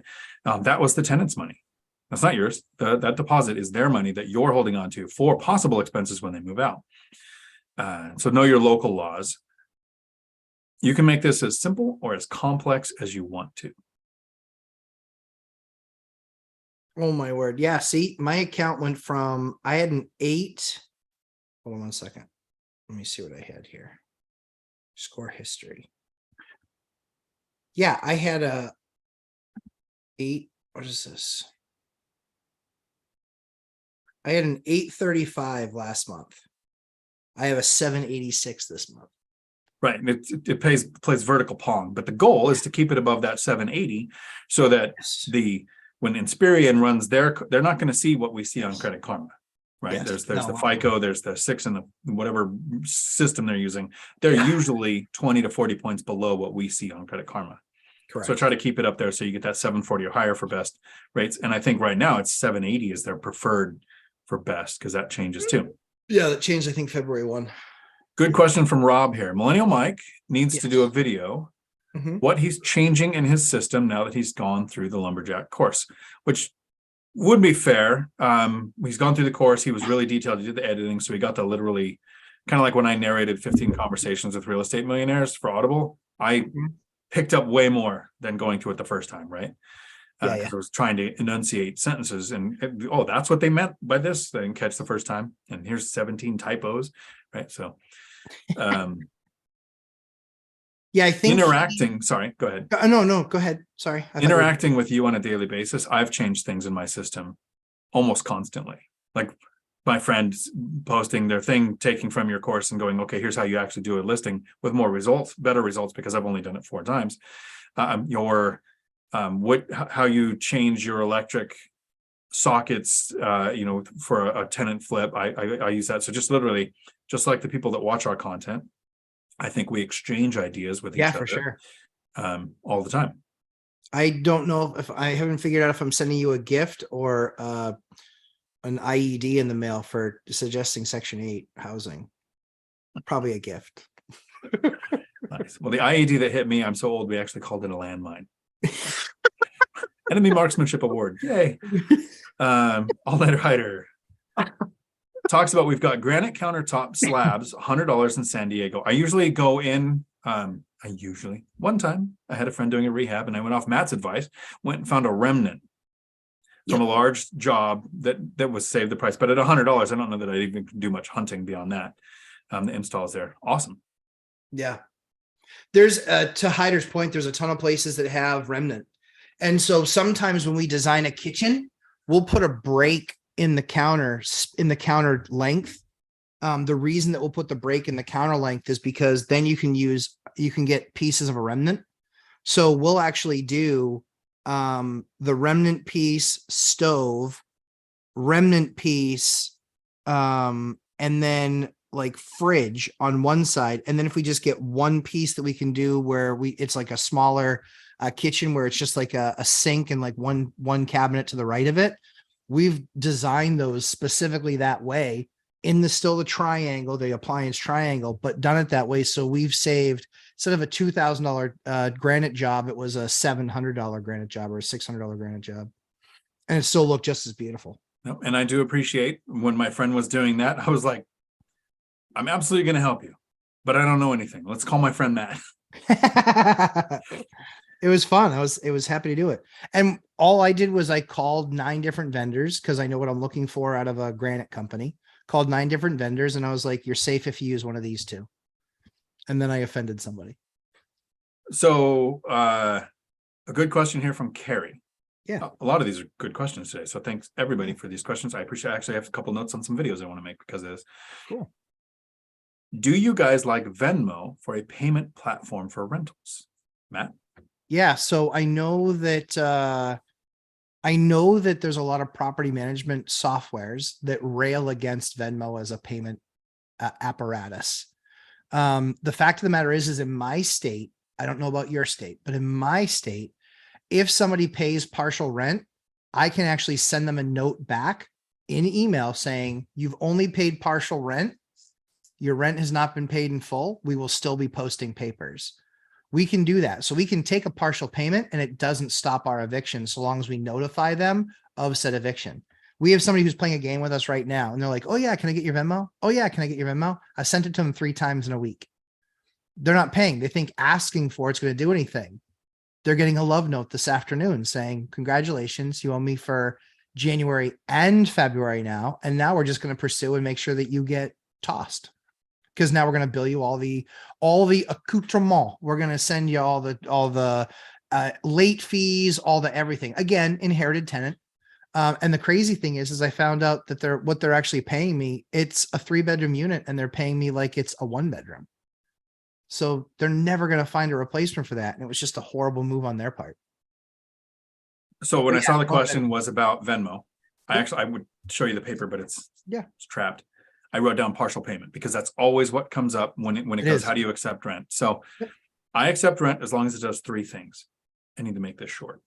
First, makes it easy on the tenant. Yeah. So right now I'm using Hemlane, and if I had a tenant turnover last year where I had to put a tenant in place, they're on the Hemlane portal. They do everything through Hemlane.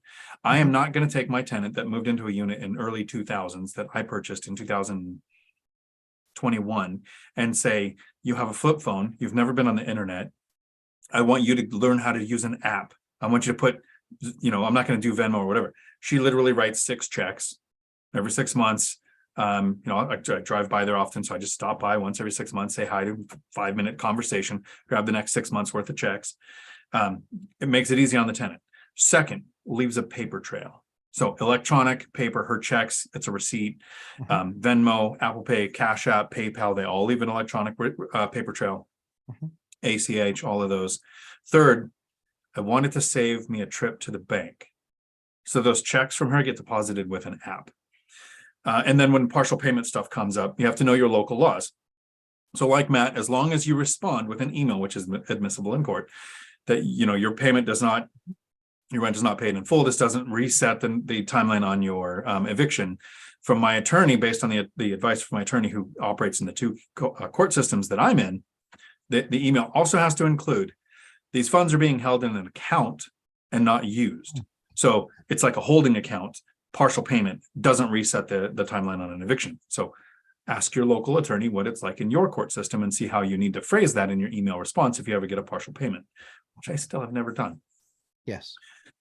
So good question. I think I can get you lazier, Dion. Lazier? Lazier. I think so. Nice. So in Hemlane, I believe that there's the option to take an ACH payment. So Hemlane is set up to take payments and to deny partials.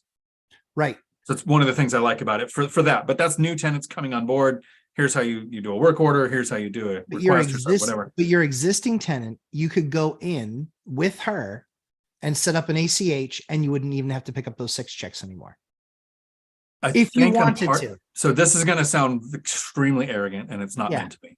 Yeah. I think I'm part of her social time. Understood. So I'm totally happy. 5 minutes, I go by, I look at the garden gnomes. Just trying to make you more lazy where I can. No, I could be totally lazy, and maybe in the future I will do that. Well, because the bigger thing is if it's one of those, like when you start going away more and you're away for a month and then a month and then a month or 3 months 2 or years, whatever, right. 2 years exactly. You decide to like live in the hills of Colombia. I booked out this year. I don't think I'm actually in the States too much. Yeah. And so it just gives you that flexibility because that's where our head's headed.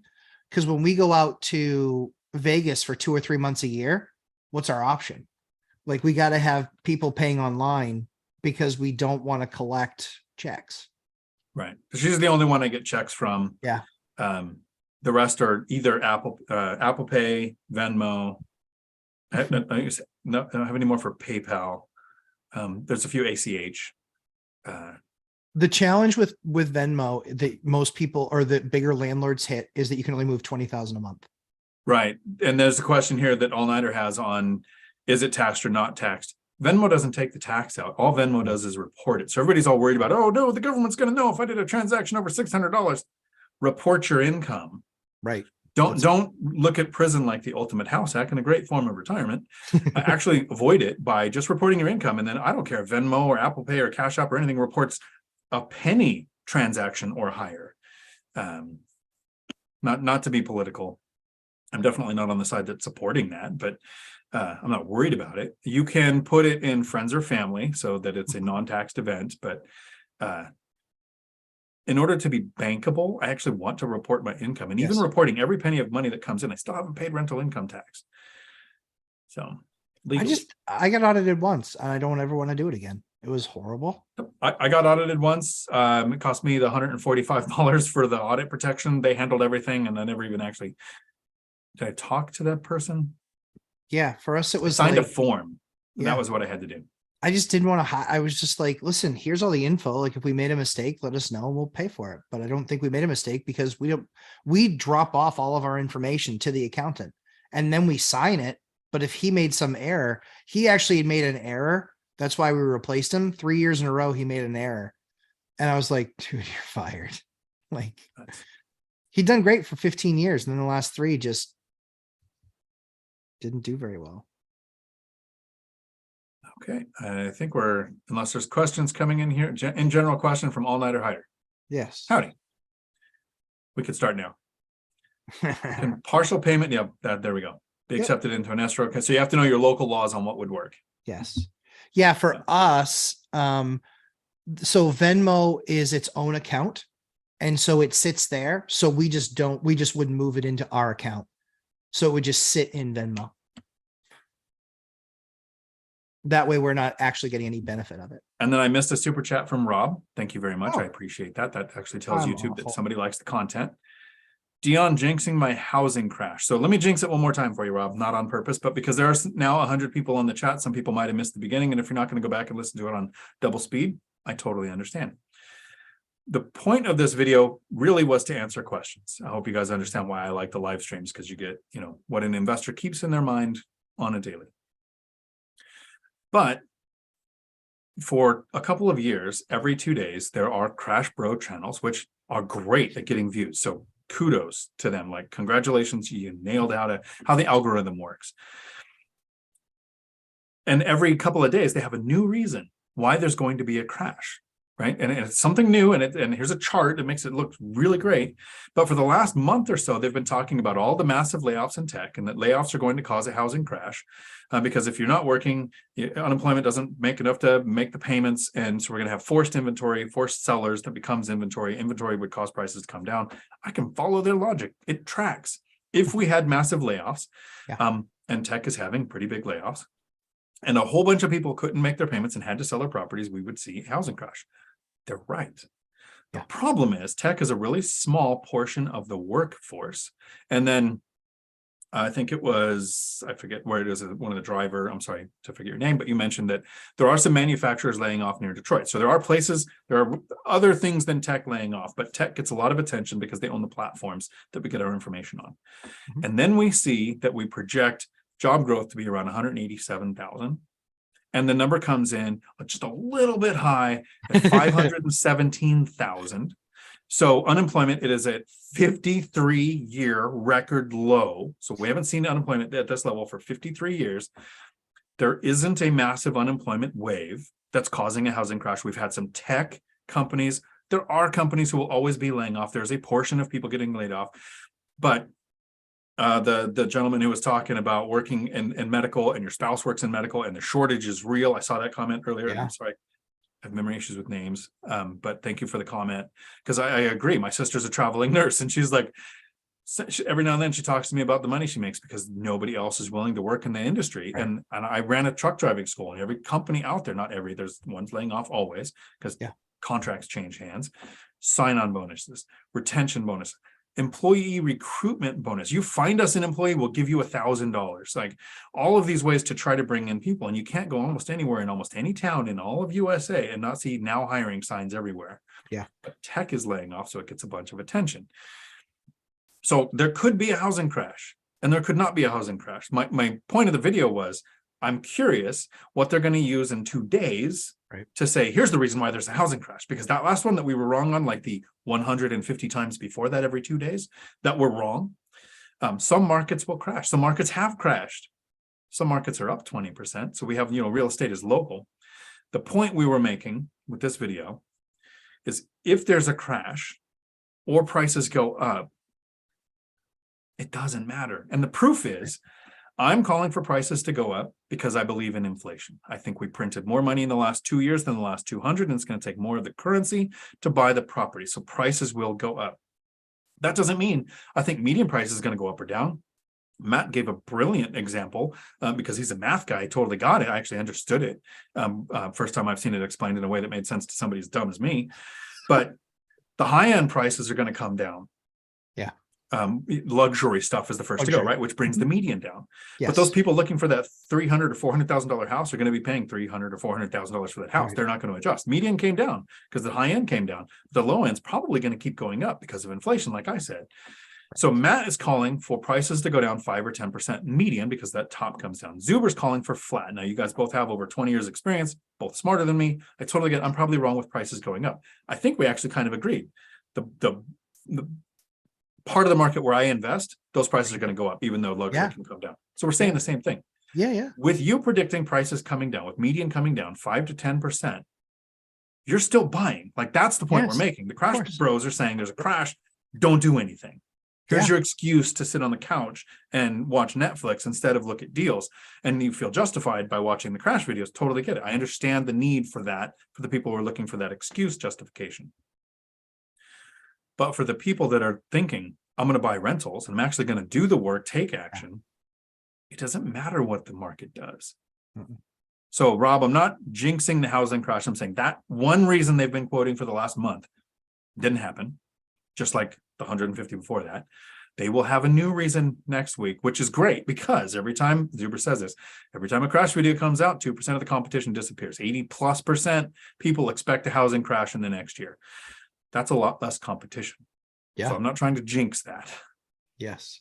And look at that. I talk about Crash Bros not being a cool thing, and we dropped from 100 people on the chat to 85. Gotta love it. Shred, you asked a question about, we'll stay on the payment thing, Zelle, good, bad, okay.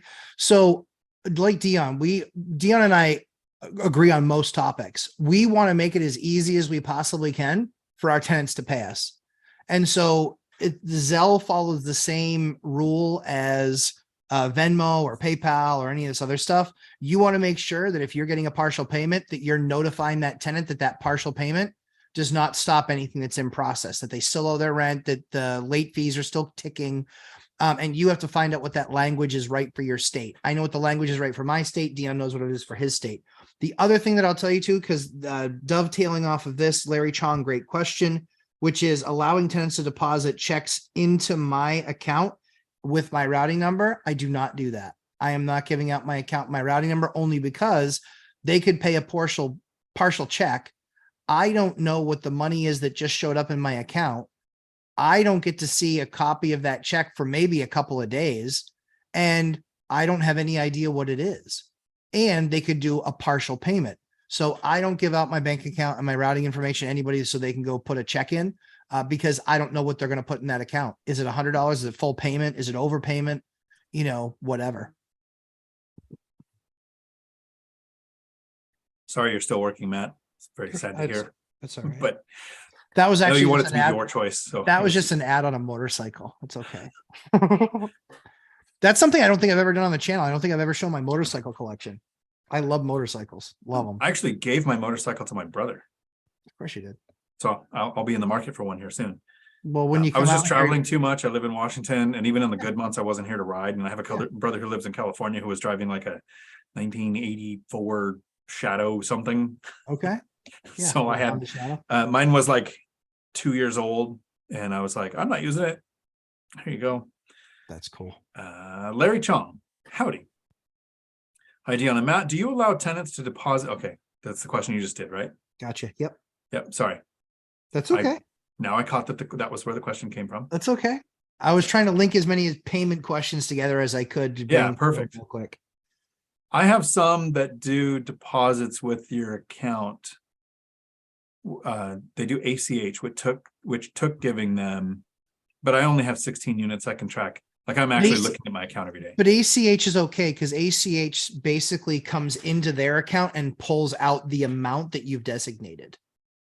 If they send it to your account, then that's the difference. ACH is actually a pull motion, and anything else is a push from them.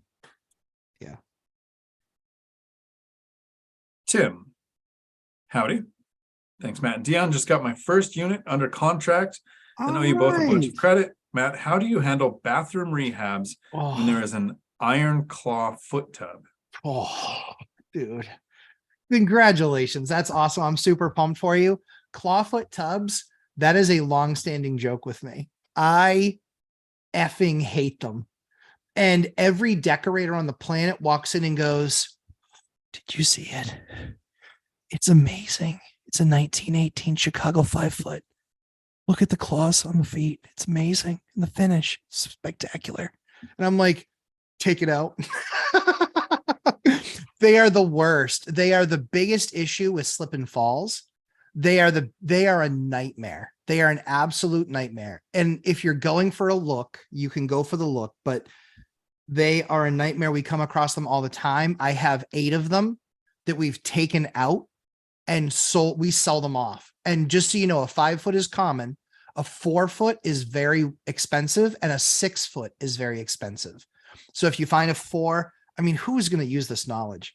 If you get a 4 or a 6-footer, they're really expensive. A 5-footer is pretty common. And then how ornate the feet are is the other big differentiator. But for me, I take them out because what most people don't know is that clawfoot tubs are not mounted to the floor. So what happens is people will knock them with a leg, they'll bump them, they'll slip in the tub, they'll fall out of it. They can actually move it and snap the plumbing in the front part of the tub. And then you have a massive mess on your hands. So yeah, clawfoots. We cover that stuff a lot. That's like one of the construction things we actually cover in the course with kind of how to redo a bathroom, kind of the construction side of it. But yeah, clawfoot tubs, no, not for me. I actually just realized how much of my life is based on superstition. So I grew up in the high desert in California, Mojave, Roseman, that area, like the actual middle of nowhere. Joined the Marine Corps to get out of the desert. One of the reasons was I wanted to get out of the desert. They put me in 29 Palms, Saudi, Kuwait, but like all the places where there's just dirt. Yeah. I got out and I looked at the country and I thought, okay, it rains in Washington and Maine. Like there's a lot of rain in these. I can get out of the desert. Right. But I've read too many Stephen King books to move to Maine. So bummed. When I think of clawfoot tubs, Uh-huh. every horror film Yes. that has a scary bathroom scene just about has a clawfoot tub in it. Yes. I wouldn't want one. No. Mm-mm. No, clawfoot tubs are an absolute nightmare. And again, they're a decorator's dream. Interior decorators love them. They get goofy for them. It's because I hate the function of them. They're awful. They're more maintenance. They're higher slip and fall rates. And people always, so there's something called, we're geek out just a little bit more. There's something called a D ring. A D ring for a claw tub is the ring above where basically your shower curtain is. You usually have to buy 3 shower curtains or an actual clawfoot shower curtain, but that D ring can cost $500 or $600. And here's how chintzy it is. You have someone slip once. What do? They grab the shower curtain, yank it right out of the ceiling. The places that we had clawfoot tubs for any amount of time, that was a multiple occurrence. All Nighter Hider here makes a point that I can back up. He says clawfoot tubs are good for gardens. They are. I grew up with horses. We always had animals, right? Mhm. We would, if anybody's not familiar with my childhood, I grew up in Los Angeles, like the Roseman area, like right at Kern County edge. We used to move into houses, fix the doors and windows, wait for the owners to find out that we were there. So we were out in the desert, middle of nowhere, but we always had animals. So our friends thought we were rich because who has horses? Rich people and really poor people. Clawfoot tubs are great as in the fields for animals. Yeah. Because you could just put it in the ground a little bit and then the claw feet stops it from rotating when an animal pushes against it. Mm-hmm. So there is a great use for it. Yeah, very good. Zach, howdy. If you have tenants when you buy a property, should you have them sign your contract to cover you or just keep them on the current lease and have them sign it when it ends? Ooh, great question. If you want to answer it or.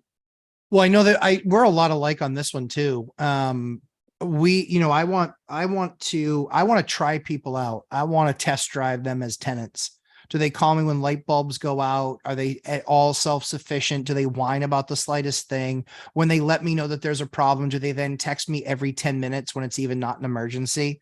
Like I literally had someone text me and say, hey, the dumpster didn't get picked up. They called again 10 minutes later. Then they texted me 5 minutes later.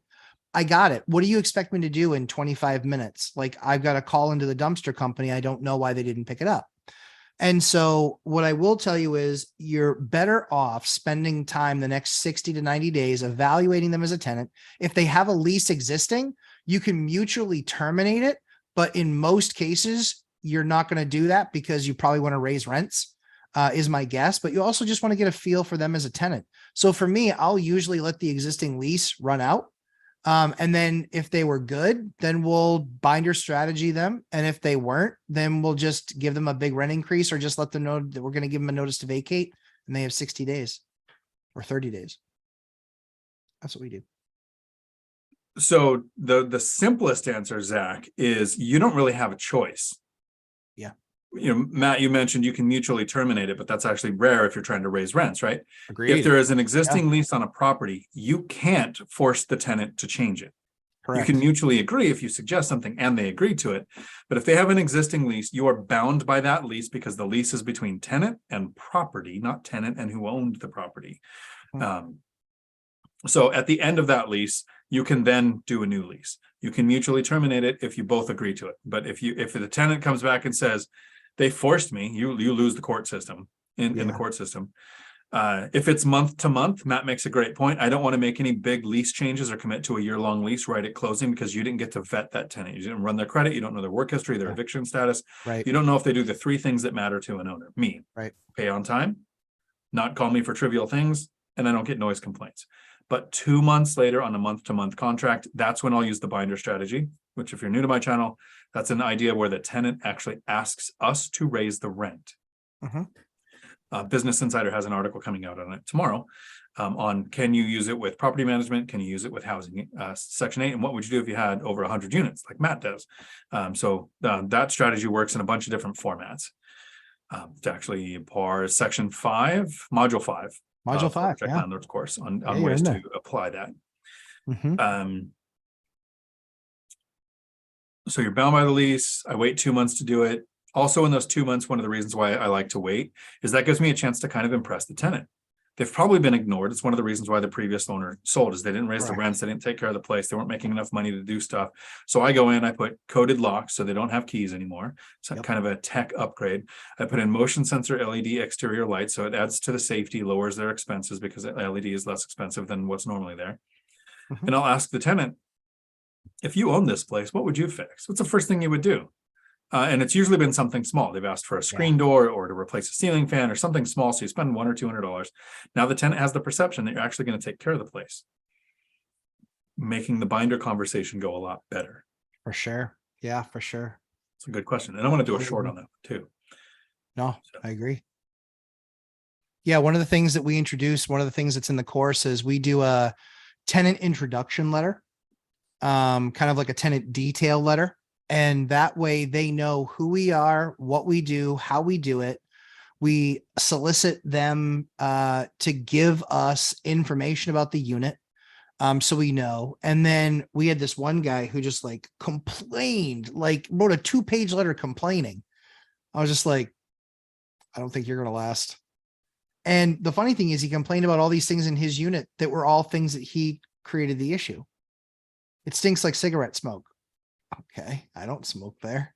Do you? Yeah, but it's been years since it's been repainted. Why would I repaint it if you smoke there all the time? No. And going to continue to. Exactly. So there was a chat. Where did it go? Richard, howdy. Yes. Do either of you have a preferred go-to list when remodeling from top to bottom? I do. It's don't do it. But Matt, you probably have a more effective list. Yeah. And so I think it really depends on what you're doing. And so one of the parts of the course is actually showing you guys, the folks that took it or the folks that are taking it, basically here's 5 budget upgrades that you should do and kind of what extra budget they can create. There's a lot of nuance to it. Depends on a lot of different things, but generally speaking, it's upgrading the outlets and the switches. It's changing out the lights to LEDs. I've done a lumberjack landlord product review on my series about them. And then it's evaluating some of the other stuff. You obviously want to do clean, clear paint. If your trim's been painted 100 times, you want to try and swap that stuff out. But there's a lot of different aspects to it. And that's kind of what we kind of handle in depth in the course and kind of take everybody through, because we help teach you how to evaluate, because it's a lot of steps, but there's a lot of those things to do instead of gutting it. That's one of the actual lessons is don't just gut it. Too many people destroy value that you don't need to destroy.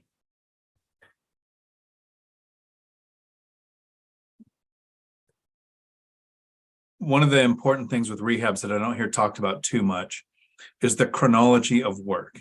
Yeah. Talk with your insulator. Yes. Before you have plumbing done. before you have a wall opened and closed a few times for the order of operations for that rehab. Yep. There's a video suggestion that you would be better at, Matt, than I am. Yep. On here's the order that you would do a rehab. Yeah. And here's what you would consider removing, right? Yeah, for sure. Melissa, howdy. In your experience, how soon is too soon for the second rental purchase? Matt?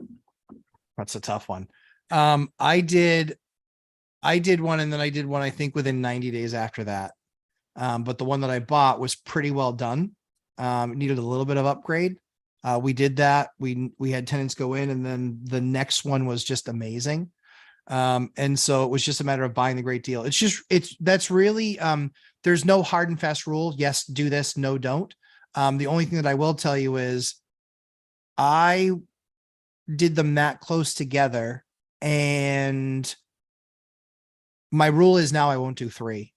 Even as big as we are, and as long as we've done this, I won't do three deals like close to each, like at the same time, or like construction or value add. Like, it's just too much of a nightmare to manage. So I don't think there's a hard timeline. It's much more, are you ready? Do you have the funding? One of the big things that we talk about is acquisition, stabilization, and then optimization. Those are kind of the three big steps, which is acquisition, buying it, stabilization, making sure you've got good tenants that pay rent on time, that you can count on, that you're not going to get stressed out if you try and buy something else and one of them stops paying. And the third thing is optimization. I've now made some upgrades and updates to the actual unit or the building, and now I can optimize and I can actually get more rent. So one of the things we talk about, or I've talked about a few times, is if somebody is telling you to buy a rental now because it's the right time, or if they're saying to wait because there's a crash coming, don't listen to either one. Right? No one should tell you when to buy. There's only two things that can tell you, and it's not some random guy on YouTube. Are you ready? Matt nailed it. Do you have the reserves? Do you have the money for a cash flow, principal pay down, or not pay down, down payment, closing costs, money for immediate repairs, all of those things that you're going to need to buy. Plus, are you ready means, is there not a large event going on in your life, like divorce, death in the family, birth in the family, change of jobs, those kind of things. Purchasing a rental might be a big event in your life that might say, this is not the month to do it. So purchasing two at once, if Matt has 130 plus units, years of experience, and he doesn't want to buy more than three at a time, I don't know that I'd want to buy two at a time when you're just starting out. So I think the safe bet is, are you ready? Means you shouldn't have your first rental acquisition happening while you're purchasing the second one. Be hunting. You never know if the right deal pops up. But right now, when you're closing on that first rental, you have a month gap where you don't have a mortgage payment. You have rents that have to start. You have to figure out, you're going to get deposits from title. You might have a vacant unit, so you have to figure out how to advertise the unit, screen tenants, place the tenant, sign a lease, like all these new things. I wouldn't want to do that at the same time on two different properties when you're just starting out. So a couple of months delay between those purchases are great. I know that there are people like Mark, the financial firefighter in Hawaii, that did like 14 his first year because he closed out his retirement accounts and did this. He's mentioned, and he will in our video that we're going to do soon, how that's probably a little bit fast. Like, because the next year is spent now stabilizing, drinking from a fire hose, which is easier when you're a firefighter. But I would put a couple of months between it for that first and second purchase. Make sure that your tenant that's in place, especially if you didn't get to vet them, is paying. Yeah. Right. If they're not paying your rent and your reserves start to go down, you need to track that. You have a burn rate every month.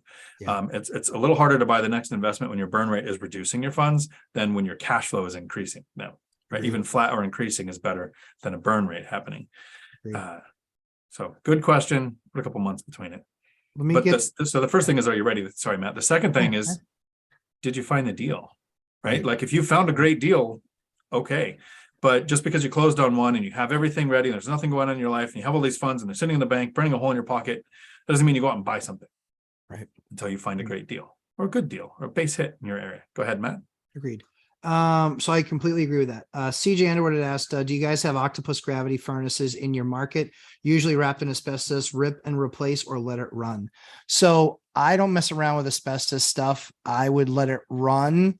But if you get it removed, you got to make sure you do it the right way. Don't pick the van that shows up with all the beautiful decals and all the advertising you see on TV. Don't spend time with that company. You need to find a smaller 2-3 person company that has the licensing to do it. They're going to be better priced, but you got to make sure that when they remove it, that they're the ones that remove it, because it's a big process. And this is somebody that's literally done, $500,000 rehabs. This is a process that we don't even do ourselves. We make the phone call, we get the people out there, they take care of it, and we want no muss, no fuss. We want nothing to do with it, because if you make a mistake with asbestos, it's extremely expensive.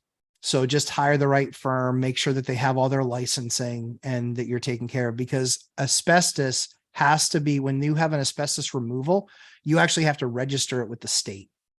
In my state. So when you register it with the state, guess what happens? They can come in anytime they want and check it out. And I want to make sure it was done by a company that's then liable for making sure to take care of anything that they might have done wrong.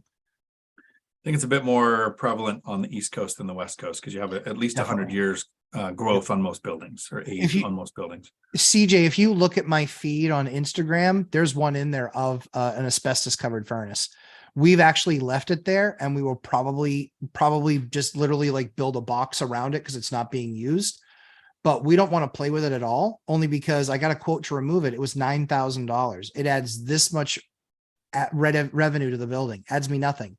It doesn't cost me anything to have it sit there. I can box it in and I can basically ignore it for the next 40 years. And that's the key, is that I want to be in a position where I might get it removed someday, but that's going to be when some company's like, listen, we worked together 2 years ago. We did this project for you. Is there any project you have? When they start calling me again for work, then I'll be like, yeah, I can do this, but just give me the right number, or I'll just let it sit there boxed in and I don't have to worry about it. That's what I would do. Yep. Wondering Doc asked a good question. There you go. That's what I was looking at. Yeah. If you want to go with that. Yeah. Thoughts on putting in a Bluetooth internet activated lock on the door so I could have tenants do showings while I'm in another state. Squatters, anybody? Yeah, I wouldn't do that, man. I think that is playing with fire. What I would do, seriously, Wandering Doc, is I would look at the Lumberjack Landlord's course, because I teach people how to remote property manage. And there's a way to do this. It's long and drawn out, but there is a way to manage this, and and you don't have to have a PM, but it's much, much, much safer. And you're not going to have a squatter, and you're not going to get your unit vandalized. So you're writing a book over there, Dion. No, I took down 2 notes on this. I do have notes to do. I mean, I always take notes when I watch you talk. Sorry. Like, that's why everybody else should be here too. One of the reasons why I'm using Hemlane is because they have a 3-tiered system. Yeah. So right now I'm in Washington, 16 units, all within an hour's drive of where I'm at. I can self-manage. I can go to the units. I'm trying to think if I've had to go to a unit in the last couple of years. I've gone to do a walkthrough on one just because I'd never been in it, and I wanted to go and do like a live video of walking through, going, oh wow, there's a bedroom here I didn't know about. I don't use property management, and I wouldn't want tenants to allow tenants showings. I don't want my tenants having random people show up. Yeah. So Hemlane has the 3-tiered option. The first tier is people can pay their rents. I get credit reports. It's kind of like apartments.com, but I can collect rents there too. Second tier is you have a portal where tenants can put in issues or problems. Your handyman or your contractors, if you dispatch it to them, can take care of it. You get billed. I see all the communications, but it can go from tenant to handyman to where I don't have to be involved. Third tier is you can have a leasing agent. So when this year I'm going to Thailand, and the goal is for a month, but when I get there, it might turn into a months, like a pluralized group of months. I love it. And then I'm going to Australia, and then I'm coming back for a cruise to the Mediterranean, and I'm not going to be here much. So I might step up to that third tier for the months if I have a tenant turnover. So that third tier has leasing agents that can go and do tenant showings. They can do tenant lease signings. And in Washington, if you do a lease that's longer than a year, the tenant's signature has to be notarized. I prefer 2-year leases. And so I don't generally get that on a tenant turnover, but I do get it when I'm doing the binder strategy. So they can have the notary as a part of that too. Um, How so that's what I would do. I use coded locks on my rentals. I don't want Bluetooth. And the main reason I don't do Bluetooth is if you have a short-term rental, sure, it makes sense. You want to know comings and goings, and you can change codes with your Bluetooth. If that tenant's gone and it's the next weekend for the next person, or the next month for the next person, or whatever. But I use coded locks that don't connect to Bluetooth because my batteries, right? I'm doing a test on the battery in my unit, and I'm coming up on 2.5 years. Right, it went in January 6th, 2020. So 3 years. Wow. Yeah, 3 years. Same battery. I tell the tenants they last about a year. It's in the lease that they have to replace the battery. It's a little 9-volt, one screw to swap it out once a year so that you don't get tenant lockouts. And there's 2 exterior doors. But that way, the hem lane leasing agent, if it's during the time when I'm not in the States, gets a code. The tenant gets notified because you have to, in our state, give 48 hours of notice. The tenant doesn't get to say yes or no. They can if it's a shorter time than that.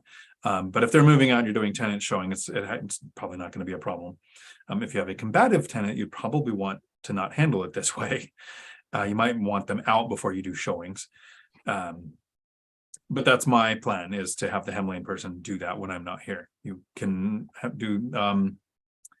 How much is that? It's $28 for your program.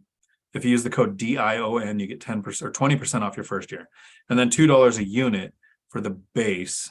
I have to look at the stepped up versions. I don't have them. It doesn't double the cost or anything, but so it's not too much more. But I will look at that. So what's the fee for that broker? For the leasing agent to go out, that's what I need to look at. Yeah. So Dana and I are making videos, I think Monday. So one of the questions I should ask is how that leasing agent's, because I'm coming up on the months where I'll be gone and I'll need to know that. We're also going to be asking her the question. Dana is the CEO of Hemlane. Mhm. I'm going to ask her the question. If you have a portfolio that you've been self-managing with Hemlane, and then you decide to go to property management, what does that transition look like? Because I haven't thought that through. At some point, if I ever go to property management, I don't see that happening for me. I'm not giving up half my profit.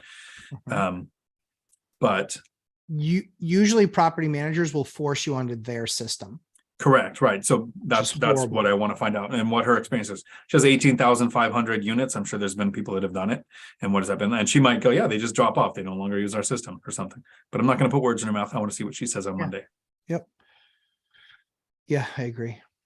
And wondering, Doc, to kind of close out that question on, I call it property management insourcing. And so the biggest component of that is, or one of the biggest, it's kind of like 3 tent poles. One of the biggest that's one of the tent poles is local agents for your market.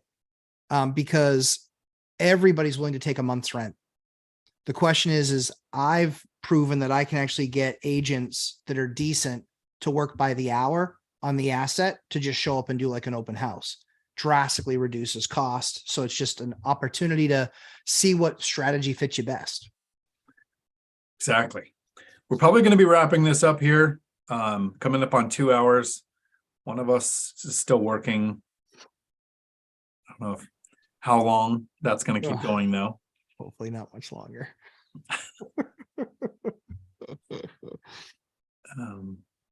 And so I want to talk about, before we end this, today, 4 p.m. Pacific, members only live stream. I will put a Zoom link in the chat. It'll be probably the first chat that comes out when that goes.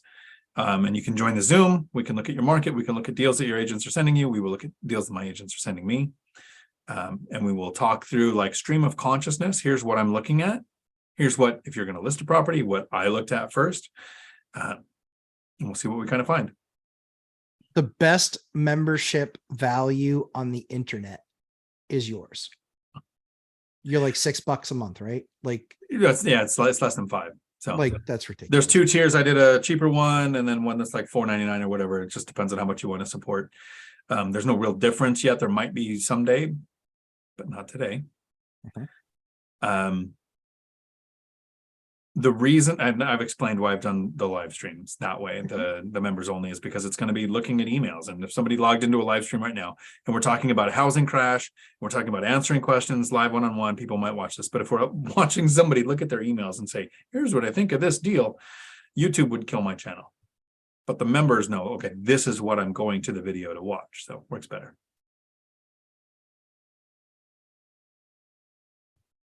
Cool. All right. Your next live stream is Sunday morning, Sunday morning, 8:30 11:30. Pacific. Yeah, 8:30 Pacific, 11:30 a.m. Eastern time. Nice. Mhm. Well, thanks everybody. I appreciate the questions. Every question helps these live streams. Yeah. Someone else is out there wondering Yep. the same thing. And if you don't ask the questions, then they're not going to get the help either. True story. Until my next video. Thanks for coming to my Dion Talk. There we go. Sweet.